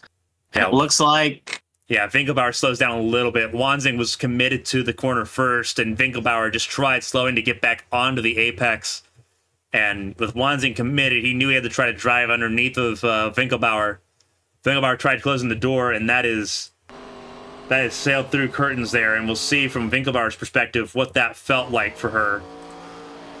See, already getting a little loose there. Wanzing already peeks down. Winkelbauer tries shutting the door. But Wanzing had already kind of made that bed. And that's the thing. If you have a difference in that perspective, for Winkelbauer's trying to kind of get down there and chop the lane off, and unfortunately, snake bitten here in the number 6 machine. Wanzing's probably going to have a little bit of damage to clear on that front on his number 9 machine as well. But Winkelbauer coming in, and you see, start at 2nd place, and she'll be down near the back of the field for Pressy and Peltier Sharp. Made out like bandits, but now they got to hold on to it. Yeah, I was going to say, they timed it perfectly. Did not go a lap down. Both drivers going to be 1-2. As you see the race off pit lane, it's going to be, at least I see it, Howe going to get out first. And then it's going to be Height, then Hagen with an off strategy, 2-tire pit stop for him. He is taking a chance here. He wants to be a little bit higher up, and he thinks he can rodeo it with 2 tires. But everyone else electing to take 4 for the most part. So Hagen, only driver that pitted to try something a bit different off sequence. And this is also going to be the first time in a little bit that Howe is going to have to deal with a little bit of traffic on a restart. Yeah, this is not anywhere where she wanted to be. Obviously, Matthew Kent and was hoping for a wave around here, but he's not going to get it because those two stayed out under this caution. They had just come down pit lane, so they made out like bandits. Obviously, Matthew Kent, I believe. That is Zach McBride. They will all come down. They actually come down pit lane here. It looks like at least Kent will. McBride, however, will be forced to go back to the end of the line, being a lap car. Yeah. And Christina Ryan is behind. That is John 52 Hagen. of John Hagen, who is on the lead lap. Yeah, he took 2 tires. Interesting So perspective here. Yeah, only driver to take 2 tires that pitted on that last sequence. So you got Presley and Sharp. That's going to be your front row here. Both drivers pitted before the caution came out. They're good to go there. Everyone's good to go to the end, by the way. Yeah. After that, you got Height and Howe making up row 2. And then you got Ryan and Hagen and Ryan in row 3. Then you got Gouda and Mills row 4. And Gaiman and Morton row 5. That's going to be your first 5 rows here on a restart with 14 to go. Well, 15 coming to 14 to go. Oh, this is going to be a very interesting restart as McBride slots his way backwards a little bit here. It's Pressy and Pelletier Sharp now with all the pressure in the world. Emily Howe, Caitlin Height, Christina Ryan, John Hagen, Taylor Mills, James Gutta, Paige Morton, and Josh Gaiman make up the top 10. Coming to 14 laps to go here at Indianapolis. 5th caution of the night. We went 40 laps caution-free. Went through a full pit stop sequence. But now here we go for what could be the final stanza of tonight's race. Things are going to get a little wild here as everyone tries to make up positions. One final run towards start-finish line. Pressy looking for his first win in the Cup Series. Got 2 wins previously in ABN. 1 in Champ Car at Rockingham, and 1 at Long Beach in High Performance competition. Pace car comes in. Can he get the Triple Crown and win the Cup Series? We're going to find out. He's leading the field to green ahead of Pelletier Sharp. Green flag in the air, and away we go. We're back underway, and wheel spin, big time, massive problem. Emily Howe to the inside. If Howe can clear both, that may be a GG, but looks like she'll have to settle for 1 at the moment. Pelletier Sharp had a way better restart, and Pelletier Sharp is on it right now, trying everything she can. Pressy holding on to the outside. Caution. So that's going to be a neutralizer here. It looks like it was Toby Estes involved in the crash. And we got a bunch of cars spinning in the back as well. Ooh, that was the 90 of Jake Bustos, who got a little bit of air there as well by getting rear-ended. There you can see him. Was. Multiple cars kind of locked up there and got involved. Matthew Kent was involved as well. But right now, that is big for Howe. Howe will now be on the front row instead of row 2. So we'll take a look at the replay here, and just going to keep an eye a little bit further back, like right in this little pack we're watching here. Oh, no, it's Callie Height. Yeah. And then you can even see Height, though, kind of caused the second incident that causes the checkup with the rest of the field there that ends up taking a few extra involved as well. Yeah, because she gets loose, and that is teammates. That's Acosta also involved. That's 2 Queen's Design cars in it. And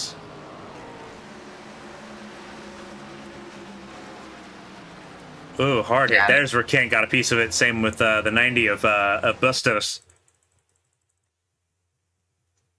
Yeah, and I think he's just going to check up here, and Kent's going to have nowhere to go. Well, Polstrix gets him turned around there, and Polstrix going to save it. Kent trying everything he can to get it locked down. Looks like he gets away pretty unscathed there. Doesn't get too much more damage. But throws us under our 6th caution of the night. Emily Howe second behind Pelletier Sharp. Then it's Pressy, Caitlin Height, John Hagen, Christina Ryan. While we're at it, we're going to talk to our in-race reporter, Christina Ryan. See what she's got to say here as we get to the final 10 laps of this event.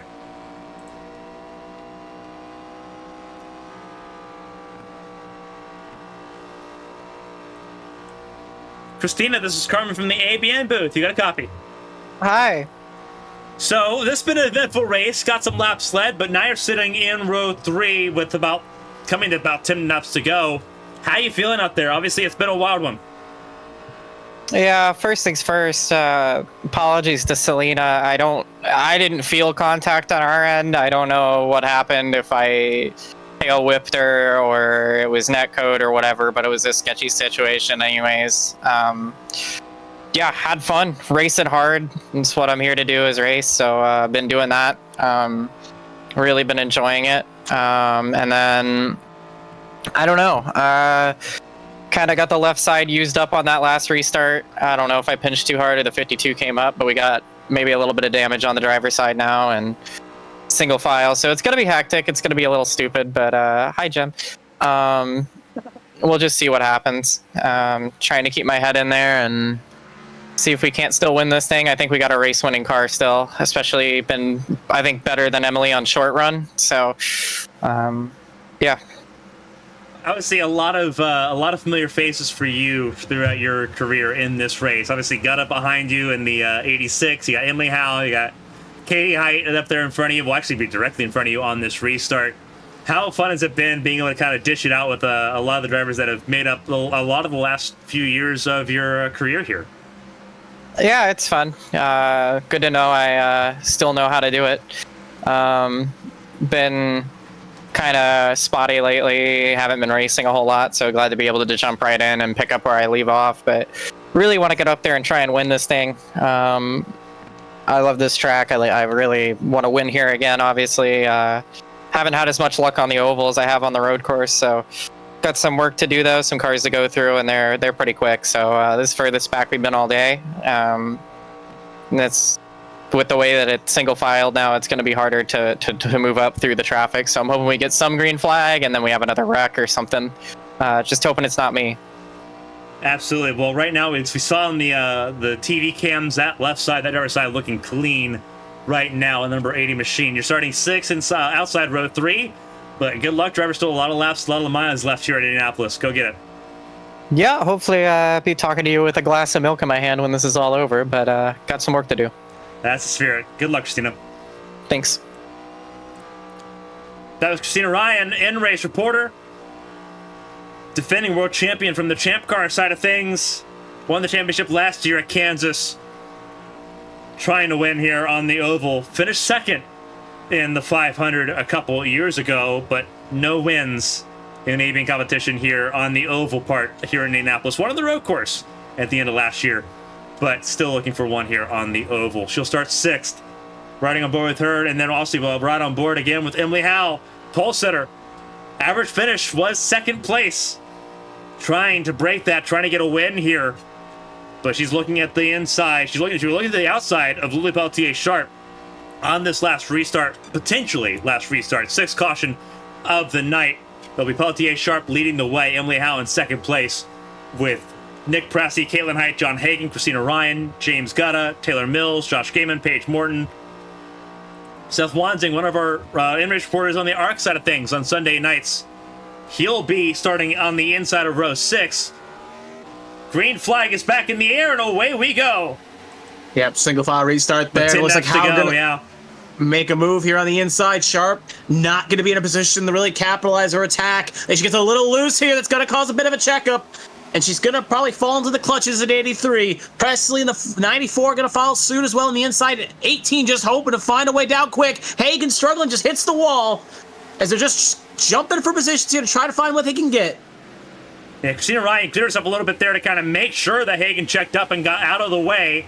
Look at the 11. Yeah. Making a move there, seeing that she knows Emily Howe's ahead, so she's just like, I gotta go. Get through quickly here, like a hot knife going through butter. She's gonna have to get around these 2 cars if she wants any chance of striking that 83. Yeah, also looking further back, John Hagen continues to fall backwards here. Almost contact between the 52 and the 41. Yeah, 2 tires was not the strategy, I don't think. Hagen's trying to block for everything he can. And it's going to be almost 3 wide. It will be 3 wide. Constantinu has to back out of it. But will. See, that's the game of the race. Yeah, live the fight another day, indeed. Ryan, though, going to try to get around the battle here, but nowhere to go. Right there, 2 cars fighting hard for there you go. There you go. Pressy in the wall. Caitlin Height pulling away. Christina trying to get everything she can. Would like to race for the race win. Heard her talk about it beforehand. 3 wide. Constantinu on Mills on Wanzing. Wanzing keeps sailing on the outside lane. Mills loses 2, but tries to go over under. They're still battling at the cusp of the top 10. Fighting hard for every point you can get. You may need it later on this season. Ryan's able to get around for 4th. And you can see right there, Gaiman and the 86 Agata are all there to capitalize as well. Sharp got an anchor attached to the rear. Could fall down 1, 2, maybe even 3 spots. Yeah. At the moment they touch there, 86 and the 18. No one's afraid to put a little elbows out here. Gutta goes to the top 5. 5th place for him. Finished 8th last week. Can he go higher? Really good racing so far. 8 laps to go. Oh, 20 big smack miles for left to Hayward. play. Yeah. Hayward just hits the wall a ton there. Pancaked it big time. Acosta, Morton, and Wanzing all trying to get through. And that was Hayward moving into the top 10 and quickly moves out of it. Clips the wall again and into the outside wall in 3. Everyone trying to get through. Everyone will get through. Height and Mills get together. But Hayward keeps it up. How hard she hit. If it's real life, she'd probably have a flat. But luckily, not possible in iRacing, at least at the moment. It is very possible to get a flat tire. And that may be what she is. She's going to make it out of pit lane safely, but it is race all but over for Hayward. Trying at this point just to avoid going a lap down in that number 72. Trying so hard, but it just slid up just a little too much out of turn number 2. And here's the battle for the race lead. Emily Howe, Caitlin Height, Nick Pressey falling backwards. Christina Ryan trying to reel him in for 3rd. You got a battle there for 5th there in the distance. Gaiman and Gutta. Yeah. They're fighting. Fusion and Toyota. You got the American Horses and the Japanese Umas. Oh, Gaiman gets a little squirrely. Gaiman trying to drive underneath the Gutta, but Gutta very experienced, very much a veteran in stocker competition. Trying to sail his way out of turn 4, trying to hold on to the tail, really the tailcoat of Christina Ryan, as Christina tries to pull in Nick Pressey. 6 laps to go. Looking at timing and scoring, Howe was out of the top 5. Fastest lap was Christina Ryan with a 53.41. Then Howe, Height, Gutta, and Presley. That was your top 5 right there by fastest lap. Yeah. Right now, Howe doing what she needs to do in that number 83, and she's putting the distance at the top 2. But there's the battle between James Gutta and Joshua Gaiman. Gaiman just trying to find what he can do, trying to rebound after last week. Gonna be a very topsy-turvy point standings after tonight. With 2 weeks until Las Vegas, there's a week off next week for Memorial Day week. So everyone trying to end off the opening stanza of this season with the bang. Right now, it's Emily Howe leading the way ahead of Caitlin Height and Nick Pressey. Battle there for 3rd. You can see heating up between Ryan and Pressey. Pressey's holding station right now, but Ryan's got the faster car right there in that number 80. Everyone racing like their lives depend on it, especially in that top 10. Gotta have 5 qualifying laps. 5 very hot laps coming up. 10 miles left in play. And the thing is, if caution were to come out, it wouldn't end the race, but that's another reason why they're racing hard. There are no green-white checkers in this series. Race goes, scheduled distance, 80 laps, regardless of the flag out in the flagman's hand. And there's Seth Wanzing. Up to 9th and number 9. Hagen getting past. And that actually opens the door for Ruby Acosta, who may make it 2 for 1. She does make it 2 for 1. Wanzing almost got into both of them. For Ruby Acosta, she makes it into 9th place. Wanzing back down to 11. Still drag racing with Hagen and Morton stuck behind. All fighting hard to just get what you can get. Try to hang. Ruby Acosta was able to do it. And now you can see Wanzing and Toe fighting with John Hagen. You can just see in the tail end. That's Morton just trying to find a hole maybe to sneak on through and make something happen. Hagen doing everything he can. He's on 2 tires. Drifts up a little bit there. Trying to crowd Wanzing out of space. Almost got into the Wanzing there and almost caused an accident. But they stay green. Wanzing's clear. Morton trying to follow. And then that's Winkelbauer in the 6th, who's recovered really well from being spun around by Wanzing about 20 laps ago. My, how that feels like an eternity. Wanzing! No! Hagen and Morton in the wall. Wanzing was in front of it, but it's Hagen and Morton in the wall. They recover. Morton's still loose. Morton's gonna get around Hagen. Hagen in pit lane. And now Morton's gonna get swallowed up. That's Height. That's Mills. And more. Bustos in the 90 recovering well as well. Getting into the top 15 with 3 laps to go. Morton just trying to survive at this point. And then there's a 49 at Chris Pindell. Fighting hard for each position you can get. Like you said, Morton just hanging on to it, just trying to get back in a mojo, trying to do whatever you can. We do got an interesting fight also formed up here for P4. Ryan was able to get around Presley. Now Presley falling into the clutches of the battle between Gutta and Gaiman. Gaiman not letting it go at the moment. Presley just trying to hang on that number 94 for a top 5, but he's got 2 hungry cars behind, wanting a piece of that top 5 and leave him the odd one out. And he is on the oldest tires in this field right now. Oh, it's going to be a struggle. This is going to be a struggle. Presley tries to go down to the wall. Gutta follows him. Gutta's going to stay on the inside lane. Does Gutta send it? He does not. Gaiman backs out on the outside lane, not where he wants to be. He's going to try to drive underneath Gutta. Does he get to him? He does get to him, but can't get under him. Still a battle for the top 5. Less than 5 miles to go. Yeah, if you're Gaiman, you do not want to put the bumper to him and wreck him. That's the last thing you want to do, especially... Absolutely. Gutta almost wins it on his own. Yep, and that's going to allow Gaiman to get the run here. Gutta, though, they're going to be side by side going into 3. Gutta's got the preferred line. Yeah, absolutely. Gaiman's got to drive it in hard here in 3 and 4, the south side of the track. What can he do? Oh, he went hard, but not hard enough, but it looks like he's going to be clear. Yep, got it done. Now Gutta's got the set up, but right there we start the white flag lap. Emily Howe is going to cross the line here, 1 second clear of Caitlin Height, as that's the white flag lap brought to you by, I guess, AdminBoxx, as they're the top 2, Christina Ryan in 3rd. Phenomenal drive by Emily Howe. Was not easy, was not straightforward. Made it work, made it happen. Emily Howe from pole position. It's not a grand slam by any means out of turn 2, but she's going to keep Caitlin Height at bay.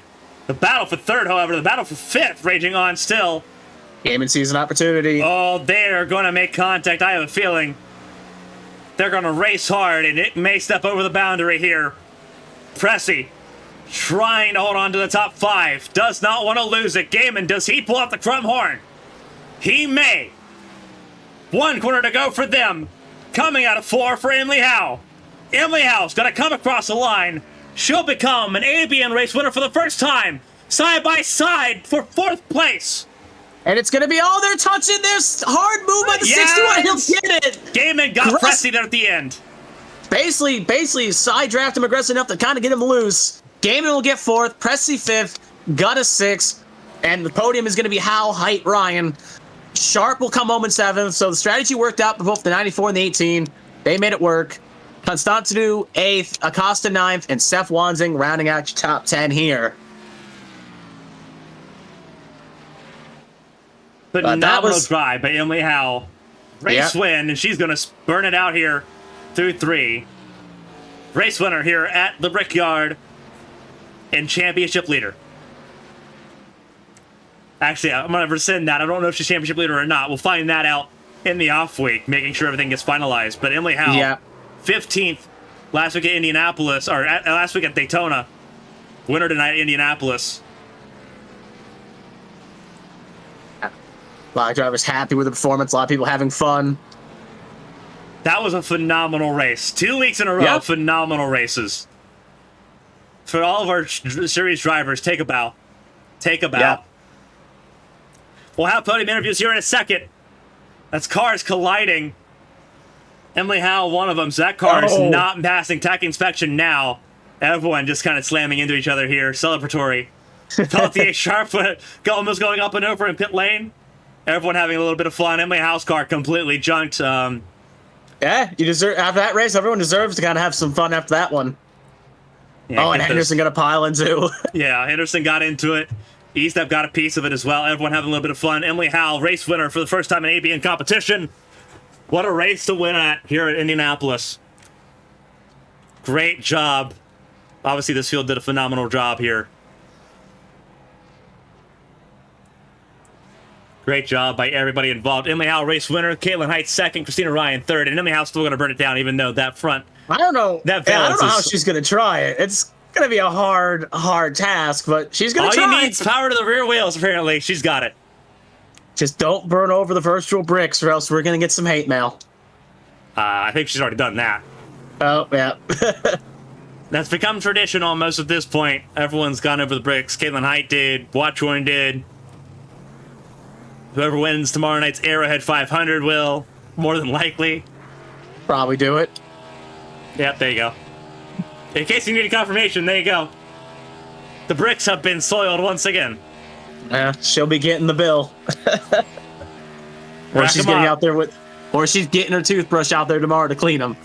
Yeah, absolutely. Emily Howe burning it down. Race winner here in Indianapolis. What a phenomenal drive for her.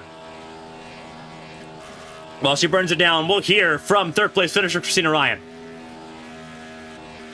Christina, this is Carmen from the ABN booth. You got a copy.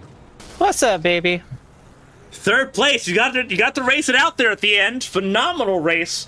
Getting from 6th to 3rd. Kind of walked through that final stanza. We got to check in with you through the race, but being able to race it out, how was that? Yeah, it was tough. I really didn't want to. I didn't want to run anybody over. I was a lot faster than the 18 Lily, but I didn't want to hit her. And there was a moment where Pressy scraped the wall, and they got 2x2. I was gonna go 3 wide, but I thought better of it, and I had a great battle with Nick. I think he was really quick, but I think he started to overdrive just a touch once I got to him. Either that or his tires fell off, and he started missing the bottom. And super fun. After that, I think it was just kind of locking it down. Didn't really have much for Kate there towards the end, and obviously Emily and I, if I wasn't in her draft, I didn't have much of a shot. So really stoked to be on the podium here on the oval again. I think didn't do it flying backwards down the pit lane this time. Sorry, Kevin. But did it outright this time. So yeah, I'm happy with that. I mean, that's good, solid points. Led some laps. Had a freaking blast fighting with the girls and Nick. So yeah, awesome race. Let's do it again. I'm ready to do another 80. Absolutely phenomenal driving. You thought about doing another 80. There's 124 tomorrow. The Arrowhead 500, but you did a phenomenal job tonight being here at the Brickyard. You talk about how much this car kind of just revitalized like energy and just how you felt. This car, obviously, for a lot of us, our childhoods. Being able to race this car and being able to be successful, getting on the podium here. You won the shootout. You won our 100th race here in ABN. But to get a podium here where the points really matter and kind of showing, hey, it doesn't matter if it's the 7th gen, 6th gen, 4th gen. You're a champion for a reason. How does that feel for you, being able to kind of whip this car around and knowing that, there is a championship to play for and it's right in your wheelhouse and it is firmly in your grasp with some of the drivers that you've raced with now for years? You're right there with them. Yeah, it's just fun. It doesn't matter if we're fighting for first or fighting for 15th. It's you're always racing yourself here, and nearly got away from me a time or two tonight, but I've taken a look back at it now. Unfortunately, it was netcode with Selena, which is a huge freaking bummer because she should have been right up there with us. But yeah, I really enjoyed it every time. Obviously, I run Winstel too, so I run with about 4 or 5 of the people here already with these cars and similar setups. So I always have a blast with it and always enjoy it. So I don't have to prove myself. I don't have to prove myself to anybody. I think, having already won at Daytona for the shootout and then now having the championship from Champ Car last year, it's nice to not have that pressure. It's just I can just go out and have fun with it. And I did some things I've never done with a race car before tonight, and that's always a fun experience to have when you can come out of a race having done that. So yeah, obviously racing with Emily is really special. Gonna be living with her, so that's gonna be really neat. And obviously Kate and Jim and Selena and obviously Josh, my teammate. It's just fun. These guys and girls just throw it all out there every week, and these are some of the best drivers. Period. So. And I don't care what anybody has to say to that. They're the best drivers in my book. So lots of respect, lots of fun, and yeah, happy to be on the podium tonight. A phenomenal race. Obviously, a lot of fun watching the number 80 drive around. Obviously, here at Indianapolis, always special. Before I let you go and kind of let you unwind after a very wild 80 laps here at the Brickyard, if there's anyone who want to shout out and say thank you to, Christina, the floor is yours. Congratulations. Phenomenal drive tonight here at Indianapolis. Yeah, thank you. Obviously, thanks to you two for putting on the broadcast. It was really fun to listen to, and I'm sure there is a lot of good action to look back on later. And obviously, shout out to Keenan. He's basically keeping me motivated, just in general. Well, a lot of people are, but got to shout out the boy. And big thanks to Stepping Stone and James and all that he does. Really excited to do that and race with Gaiman, and a lot of hard racing between us. We don't really treat each other like teammates, but we always we're always there to help each other out when somebody asks. So yeah, shout out to the girls at Prids, still really close with all of them, and always still sharing notes with them and stuff, which is nice. It's nice to still have that connection. So yeah, I mean, I don't know what else to say other than that. Had a blast. Everybody who came out and supported me, thank you. And yeah, thanks to our sponsors. I'm still learning. I got to learn sponsors again. I know W's one of them. I think Makoni, and I don't want to say somebody we're not sponsored by, but obviously a big shout out to the suicide prevention hotline as well. Obviously, some comments in the race today. Somebody may need that. Obviously, it's there for people. So that's more important than anything we do on the racetrack, real or virtual. So keeping it going is more important than anything. So shout out to that, and yeah, shout out Diesel Works too. They're on the car. This is going kind of long, so but yeah, great to be not kissing the bricks tonight, but I think I earned a glass of milk. So absolutely phenomenal job, podium finisher here tonight. Phenomenal race. Obviously a lot of fun seeing the number 80 on track and in podium positions. Christina, enjoy it, and hopefully there's plenty more of that to come. Las Vegas in 2 weeks. Can't wait to see you there. Thanks, babes.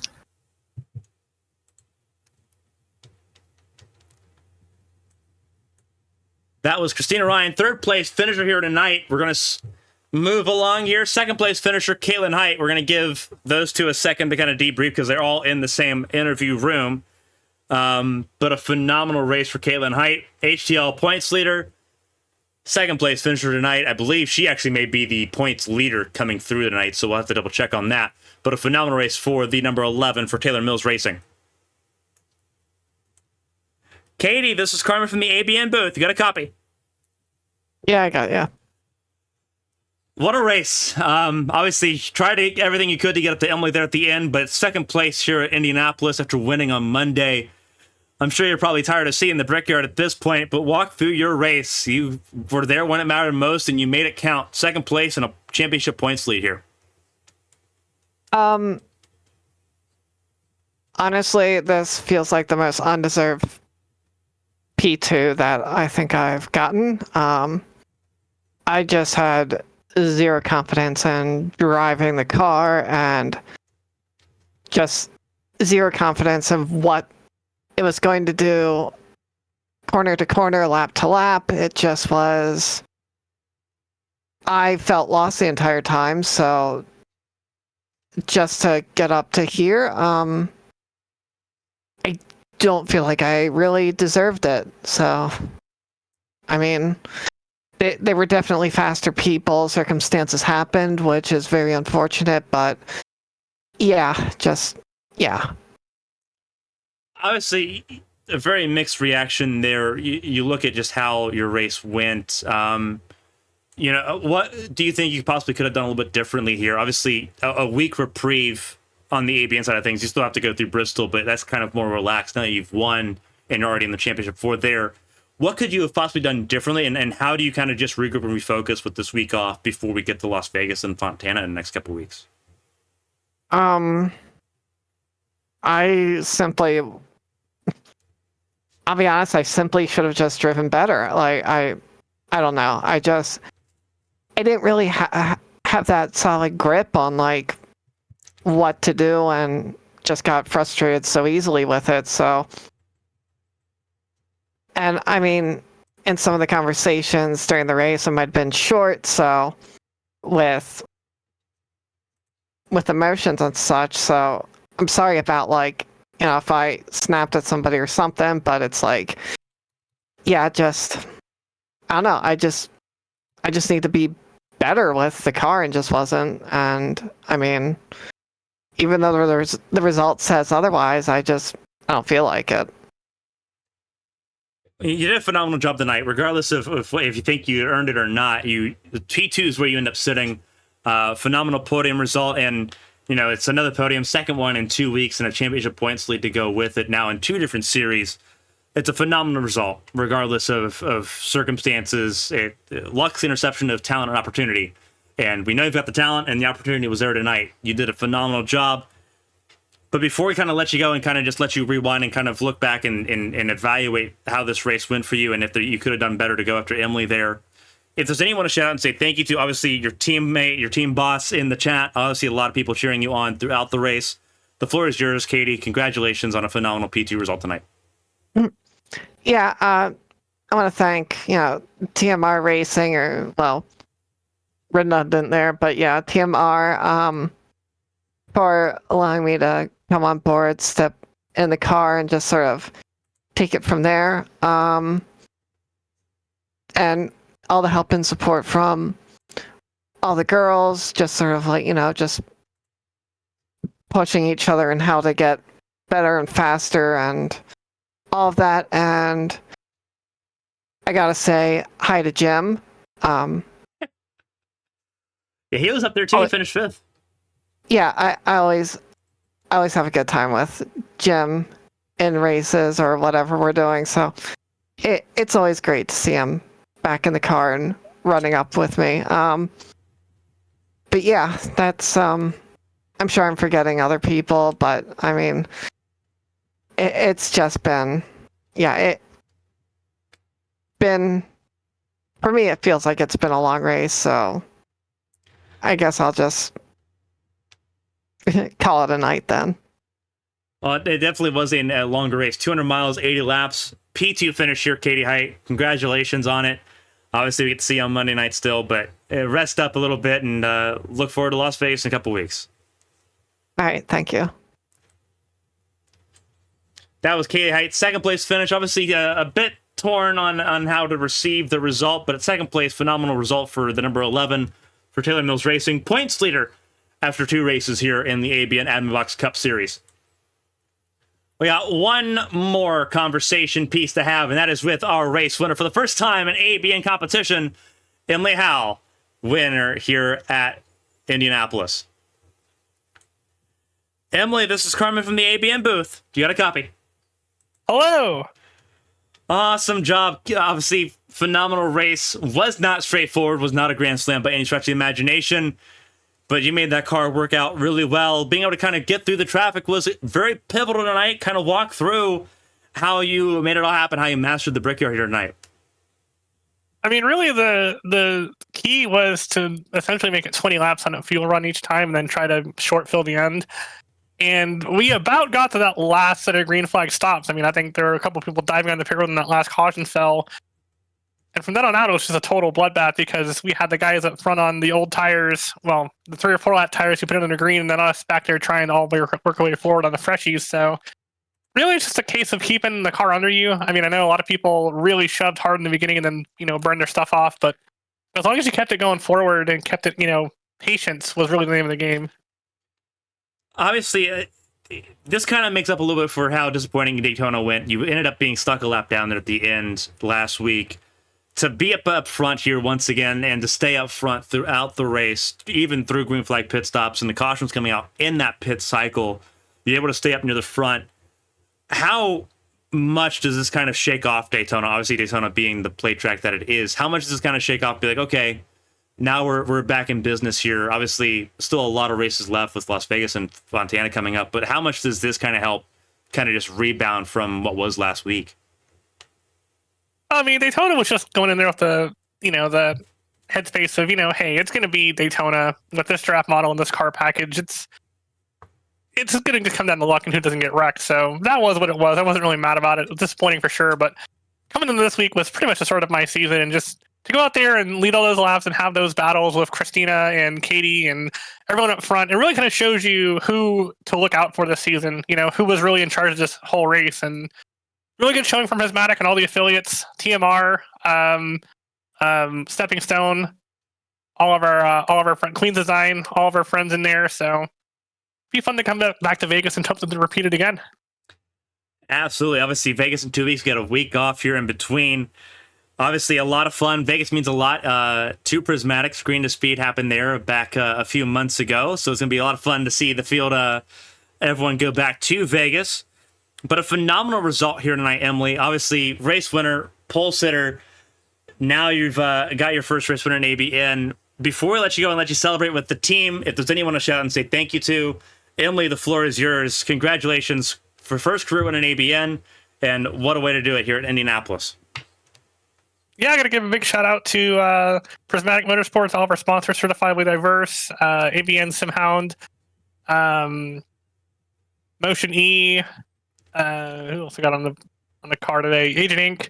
Got to give a big shout out to Christina and Katie and Selena up there for racing hard all day and all they've done. And big shout out to ABN for putting this all together and putting on the broadcast, and all the fans at home who saw a good race tonight. They're the real winners of the evening.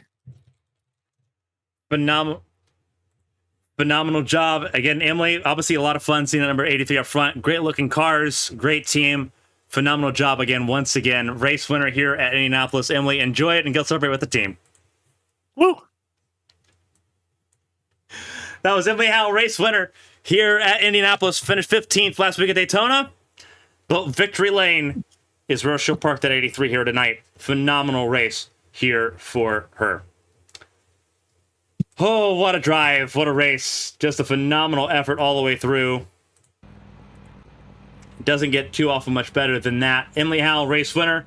And this is going to be what the results look like. See if we have the correct results on our screen. Yes, we do. Emily Howell, Caitlin Height, Christina Ryan rounded out the podium. We're heard from all three of them here tonight. Josh Gaiman and Nick Pressey finished 4th and 5th. They were side by side, elbows out at the line. They'll get top 5 finishes each there coming across the yard of bricks. James Gutta finishes P6, bested his best finish so far in the series by 2 spots. Finished 8th at Daytona, 6th tonight. Recovering really well for JGS Motorsports. Lily Pautier Sharp, 7th place for her. Phenomenal result for her. Had a little bit of a gamble, and it paid off. 7th place for her. Chris Constantinou for Stepping Stone Motorsports in 8th place. Should be for Gearcats, but we'll fix that here in a little bit. Ruby Acosta, 9th place for Queen's Design. Ahead of Seth Wansing for Presidential Racing, top 10 for the 2-time ARCS A-Square Cup Series champion.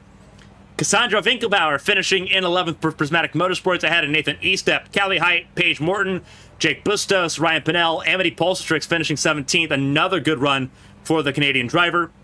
And then Chris Pendell on his debut in ABN finishing in 18th, the HTL Cup Series race winner. Doing a good job on his debut, lead lap finish for him.